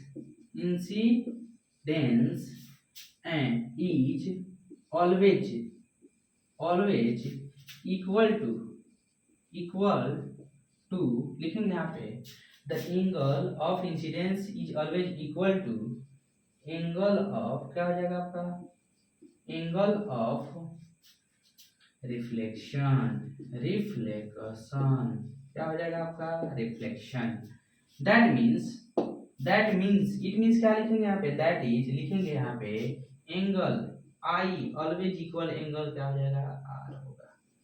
are है समझ में? एंगल आई जो होगा ऑलवेज एंगल आर के बराबर होगा। मान लो कि अगर आई एंगल, यहाँ सब कुछ कर लो, यहाँ समझो एंगल आई आपका, ठीक है भाई, एंगल आई जो है आपका 40 डिग्री है। ठीक है, कितना डिग्री है आपका? 40 डिग्री है। ठीक है, तो अब बताओ एंगल आर का वैल्यू क्या हो जाएगा आपका? बताओ हमको। Angle R is equal to क्या होता है आपका? एंगल आई होता है। तो हम लिख सकते हैं 40 डिग्री। इट मींस एंगल आई जो होगा एंगल आर के बराबर होगा ड्यूरिंग रेगुलर रिफ्लेक्शन। ठीक है, ड्यूरिंग रेगुलर रिफ्लेक्शन जो है angle I is equal to always angle R. कोई दिक्कत है इसमें? नहीं ना है। ये दो लॉज होते हैं, ये दोनों लॉज ध्यान में रहना चाहिए, क्योंकि बोर्ड एग्जाम में विशेष रूप से क्या है आपका रिफ्लेक्शन चैप्टर से, लाइट के रिफ्लेक्शन चैप्टर से ये सब चीज पूछे जाते हैं, कुछ न्यूमेरिकल क्वेश्चन पूछे जाते हैं। ठीक है भाई, और साथ ही साथ क्या है कि इसमें प्रूफ शायद में भी आपके जो है सीबीएसई बोर्ड में नहीं पूछे जाते हैं, लेकिन जो बिहार बोर्ड के बच्चों के लिए क्या है ये काफी जरूरी है। बिहार बोर्ड में जो है आपका मिरर फार्मूला का प्रूफ, मैग्निफिकेशन का प्रूफ पूछा जाता है उसमें। ठीक है, आ रहा है समझ में? कोई दिक्कत इसमें? अगर मान लो अगर यह एंगल 30 डिग्री है भाई, ये एंगल अगर 30 डिग्री है, कौन सा एंगल? एंगल बिटवीन क्या हो जाएगा आपका? सरफेस एंड इंसिडेंट रे अगर 30 डिग्री है तो आपको एंगल आई और एंगल आर निकालना है। इस तरह का क्वेश्चन रहेगा तो बन जाएगा क्या? बन जाएगा। मिटा दूं? चलो क्वेश्चन इस पे सॉल्व करते हैं। हम लोग क्या करेंगे यहाँ पे? क्वेश्चन को सॉल्व करेंगे भाई। क्या करेंगे यहाँ पे? क्वेश्चन सॉल्व करते हैं उस तरह का।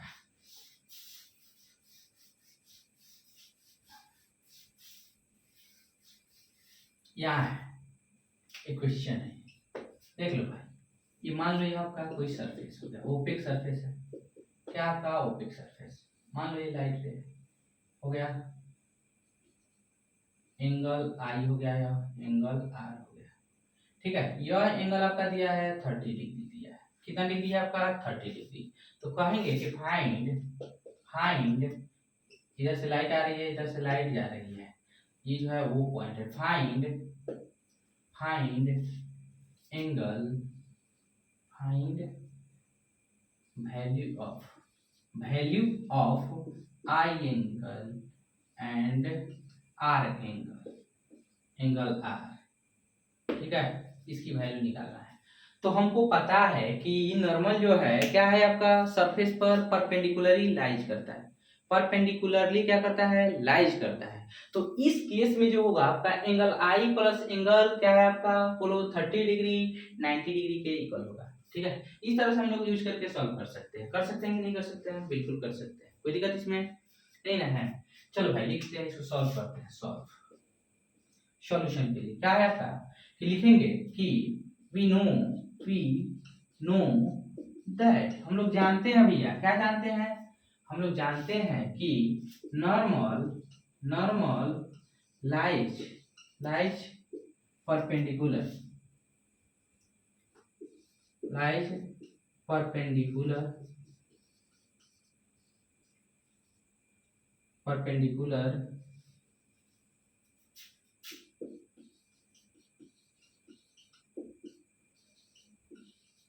To to surface face so that क्या हो जाएगा आपका, क्या लिखेंगे यहाँ पे बताओ हमको, एंगल यहाँ मान लेते हैं कोई ए हो गया या ए हो गया या एन हो गया आपका, ठीक है।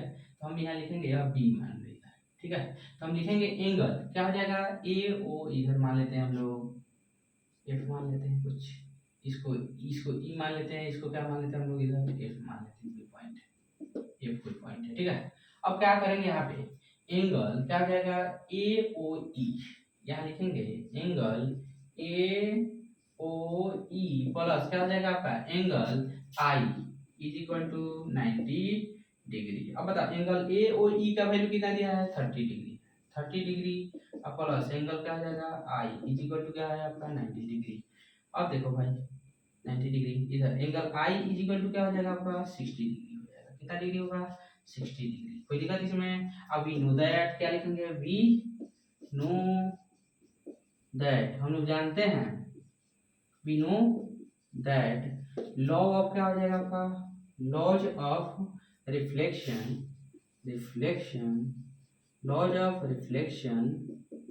रिफ्लेक्शन यानी कि angle I is equal to always angle R होता है, ठीक है भाई होता है। तो यहाँ पे एंगल आई का वैल्यू 60 डिग्री है, एंगल आई की वैल्यू क्या है 60 डिग्री है, तो एंगल आर का वैल्यू नहीं निकल जाएगा, इट मींस लिखेंगे यहाँ पे angle R is equal to also 60 degree. Our assignment इस तरह से ऐसे क्वेश्चन के साथ हम लोग डील करते हैं, कोई दिक्कत इसमें नहीं ना है, नहीं ना है भाई, बोलो इसमें कोई दिक्कत है क्या, नहीं ना है, गलती से क्षमा करिए है भैया, अरे यार क्या हो गया, क्या निकल गया, चलो आगे देखो भाई, आगे मिटा दो इसको, मिटा दो। चलो नेक्स्ट हम जानेंगे यहाँ पे आपका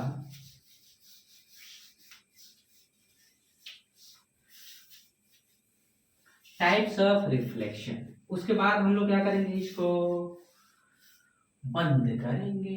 टाइप्स ऑफ रिफ्लेक्शन क्या करेंगे यहाँ पे, टाइप्स ऑफ रिफ्लेक्शन। देखो भाई देयर आर लिखेंगे यहाँ पे, there are two types of reflection, one number में जानेंगे यहाँ पे रेगुलर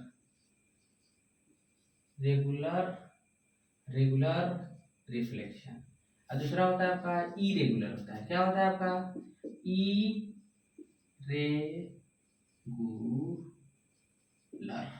इसी को क्या बोलते हैं हम लोग डिफ्यूजन, क्या नाम बोल देते हैं इसको, डिफ्यूजन, क्या होता है DIAFUSION डिफ्यूजन, कोई दिक्कत इसमें, क्या होता है आपका डिफ्यूजन, ठीक है, यानी कि इरेगुलर होता है, कोई दिक्कत इसमें। ये दोनों हम लोग रिफ्लेक्शन के ये दोनों टाइप्स होते हैं। अब देखो भाई, देखो यहाँ पे समझो, इस चीज को समझो, इसके क्रोनोलॉजी को समझो भाई। ये जो है मान लो कि कोई प्लेन सरफेस है, पॉलिश्ड हाईली पॉलिश्ड सरफेस है, ठीक है।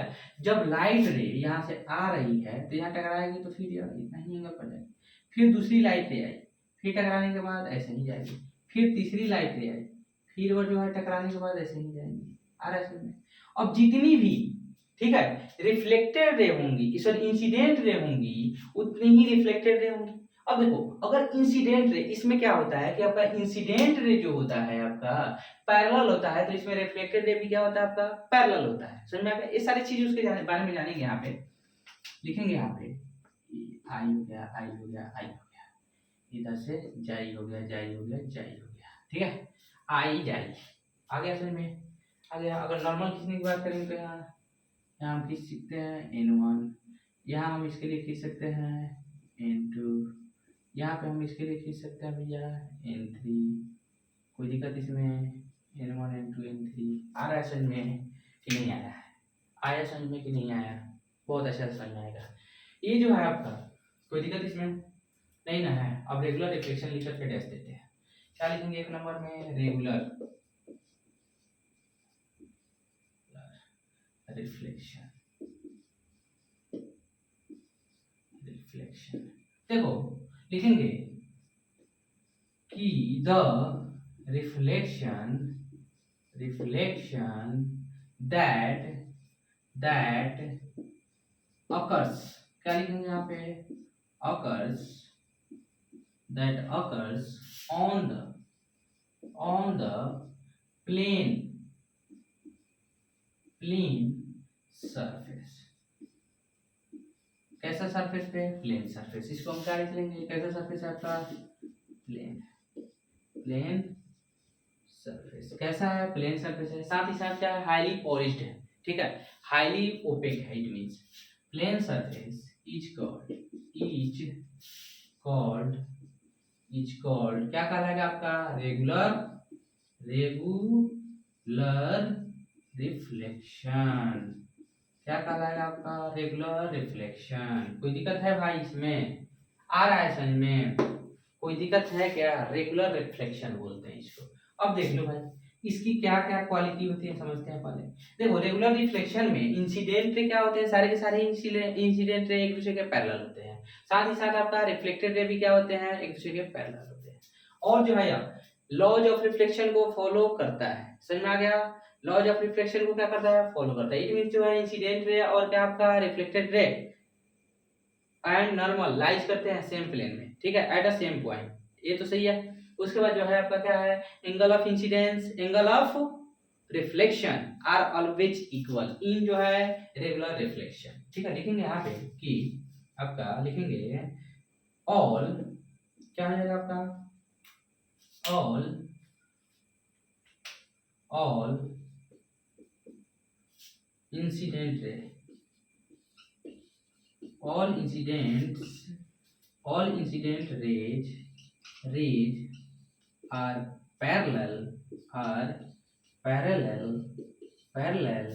to each other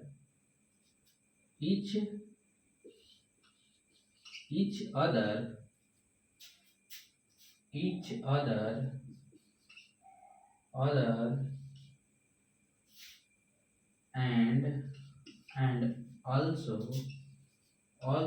क्या हो जाएगा आपका, all क्या हो जाएगा आपका, reflected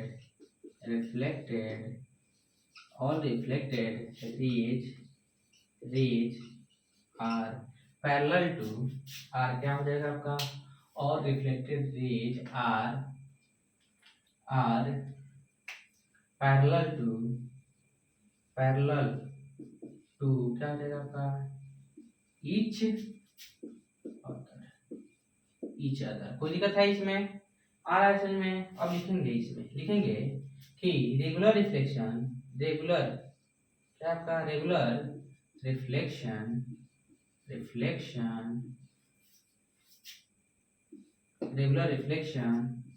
follows the laws of क्या हो जाएगा आपका, रिफ्लेक्शन। कोई दिक्कत इसमें, लॉज ऑफ रिफ्लेक्शन को क्या करता है, या फॉलो करता है। हमेशा लॉज ऑफ रिफ्लेक्शन को या फॉलो करता है, इसमें कोई डाउट नहीं है भाई। यानी कि इसमें जो है angle of incidence, angle of आपका रिफ्लेक्शन क्या रहेंगे, इक्वल रहेंगे। कोई दिक्कत है क्या इसमें, नहीं ना है। समझ में आ रहा है भाई, अगर आ रहा है तो कमेंट में जरूर लिखिए हाँ या ना। चलो भाई अब देखो नेक्स्ट जानेंगे हम लोग क्या है, इरेगुलर या डिफ्यूजन। क्या जानेंगे यहाँ पे, इरेगुलर और डिफ्यूजन समझेंगे। समझ में आ गया, क्या जानेंगे भैया यहाँ पे, इरेगुलर एंड डिफ्यूजन। दूसरा जानेंगे, सेकंड में लिखेंगे irregular,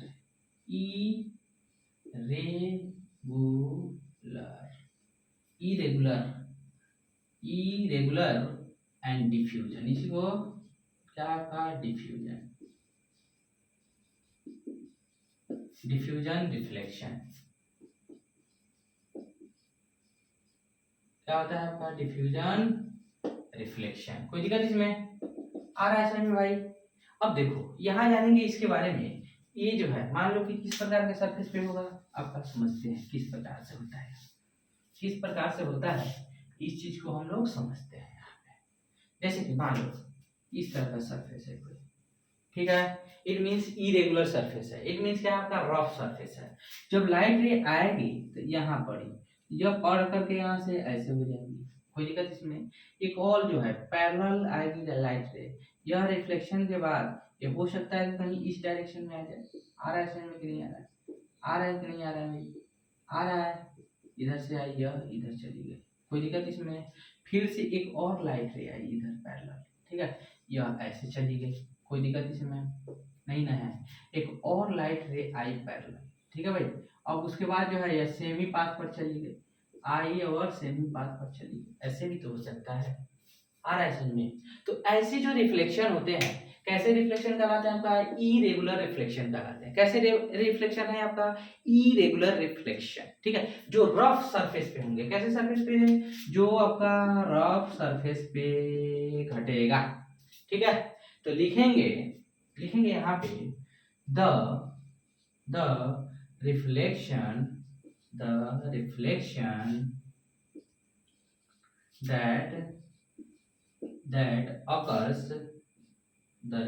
that occurs on the rough surface, on the क्या हो जाएगा आपका? rough surface is called क्या कहलाएगा आपका? बता हमको, ये क्या कहलाएगा आपका? Irregular reflection.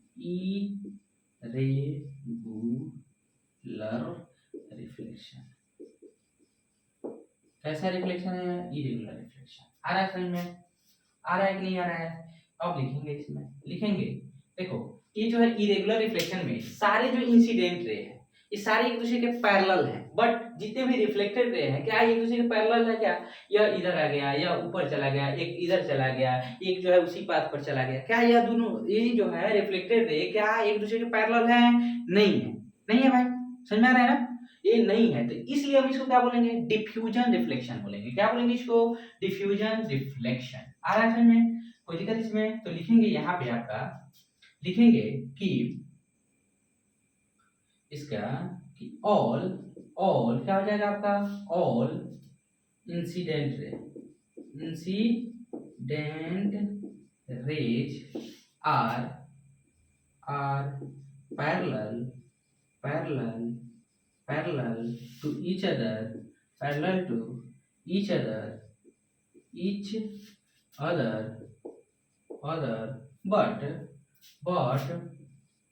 but all reflected rays are not, क्या लिखेंगे? rays are not parallel to each other।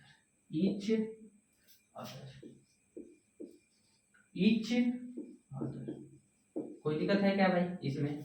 आ रहा है समझ में कि इस सारे के सारे रेज जो होते हैं, ठीक है, इंसिडेंट रेज, वो तो पैरेलल होते हैं, बट क्या है आपका? ये जो रिफ्लेक्टेड रे होते हैं ये पैरेलल नहीं होते हैं, समानांतर नहीं होते हैं। इट मींस पैरेलल करने का मतलब कि इन दोनों के बीच में जो है कितने डिग्री का एंगल होना चाहिए? 0 डिग्री का एंगल होना चाहिए। और जो है इन दोनों के बीच का डिस्टेंस, हर एक पॉइंट पर इन दोनों के बीच का डिस्टेंस क्या होना चाहिए आपका? सेम ही होना चाहिए। अब ये नहीं कि यहाँ 5 मीटर हो गया तो यहाँ 15 मीटर हो गया, ऐसा नहीं होना चाहिए। तो पैरेलल नहीं कहलाएगा, किसी भी केस में वो पैरेलल नहीं कहलाएगा, ठीक है, वो कहीं ना कहीं एक दूसरे को इंटरसेक्ट कर देगा। अब पैरेलल लाइन जो है, पैरेलल रेज जो है वो कभी एक दूसरे को इंटरसेक्ट नहीं करती, समझ में आ गया? ये जो लाइट रेज जो है जो किसी सोर्स से आती है वो पैरेलल क्यों है? Due to the high speed, due to the motion of the straight line, ठीक है भाई, इसके वजह से है। समझ में आ रहा है ना ये चीज? अब लिखेंगे यहाँ पे आपका कि क्या लिखेंगे? यहाँ पे लिखेंगे कि इरेगुलर, क्या आपका? Irregular reflection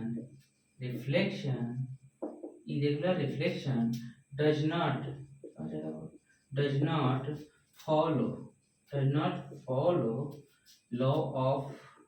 laws of reflection. Laws of क्या हो जाएगा आपका? रिफ्लेक्शन। चलो समझते हैं कैसे यह जो है आपका लॉज ऑफ रिफ्लेक्शन को फॉलो नहीं करता है। देखो भाई, एक लॉ को तो फॉलो करता है, इट मींस जो है आपका इंसिडेंट रे, क्या हो जाएगा आपका? इंसिडेंट रे, ठीक है। उसके बाद जो है आपका रिफ्लेक्टेड रे, नॉर्मल, ये सारे के सारे जो है आपका एक पॉइंट पर तो लाइज करेगा, ये चीज सही है, फिक्स है कि ये जो है आपका तीनों के तीनों एक पॉइंट पर लाइज करेगा, बट जो है आपका सेकेंड लॉ को फॉलो नहीं करेगा, यानी कि angle of incident, angle of reflection are not always equal, not always equal. इस केस में जो है हमेशा इक्वल हो ये पॉसिबल नहीं है। कभी कभी जहां उसको प्लेन सरफेस मिलेगा भैया वहां पे रिफ्लेक्ट होगा वो, ठीक है, वो जो है रेगुलर रिफ्लेक्शन को फॉलो करेगा वहां पे, लेकिन जो है हमेशा जो है आपका यह पॉसिबल नहीं है। आ रहा है समझ में? कोई भी दिक्कत है क्या इसमें? आपको अच्छा से अगर समझ में आया होगा तो कमेंट कीजिए, ठीक है, और मेरे चैनल को शेयर कीजिए, मुझे भी आगे बढ़ने का मौका दीजिए, ठीक है भाई। अगर आपको अच्छा लगे तो ठीक है, थैंक यू वेरी मच, शुक्रिया, धन्यवाद।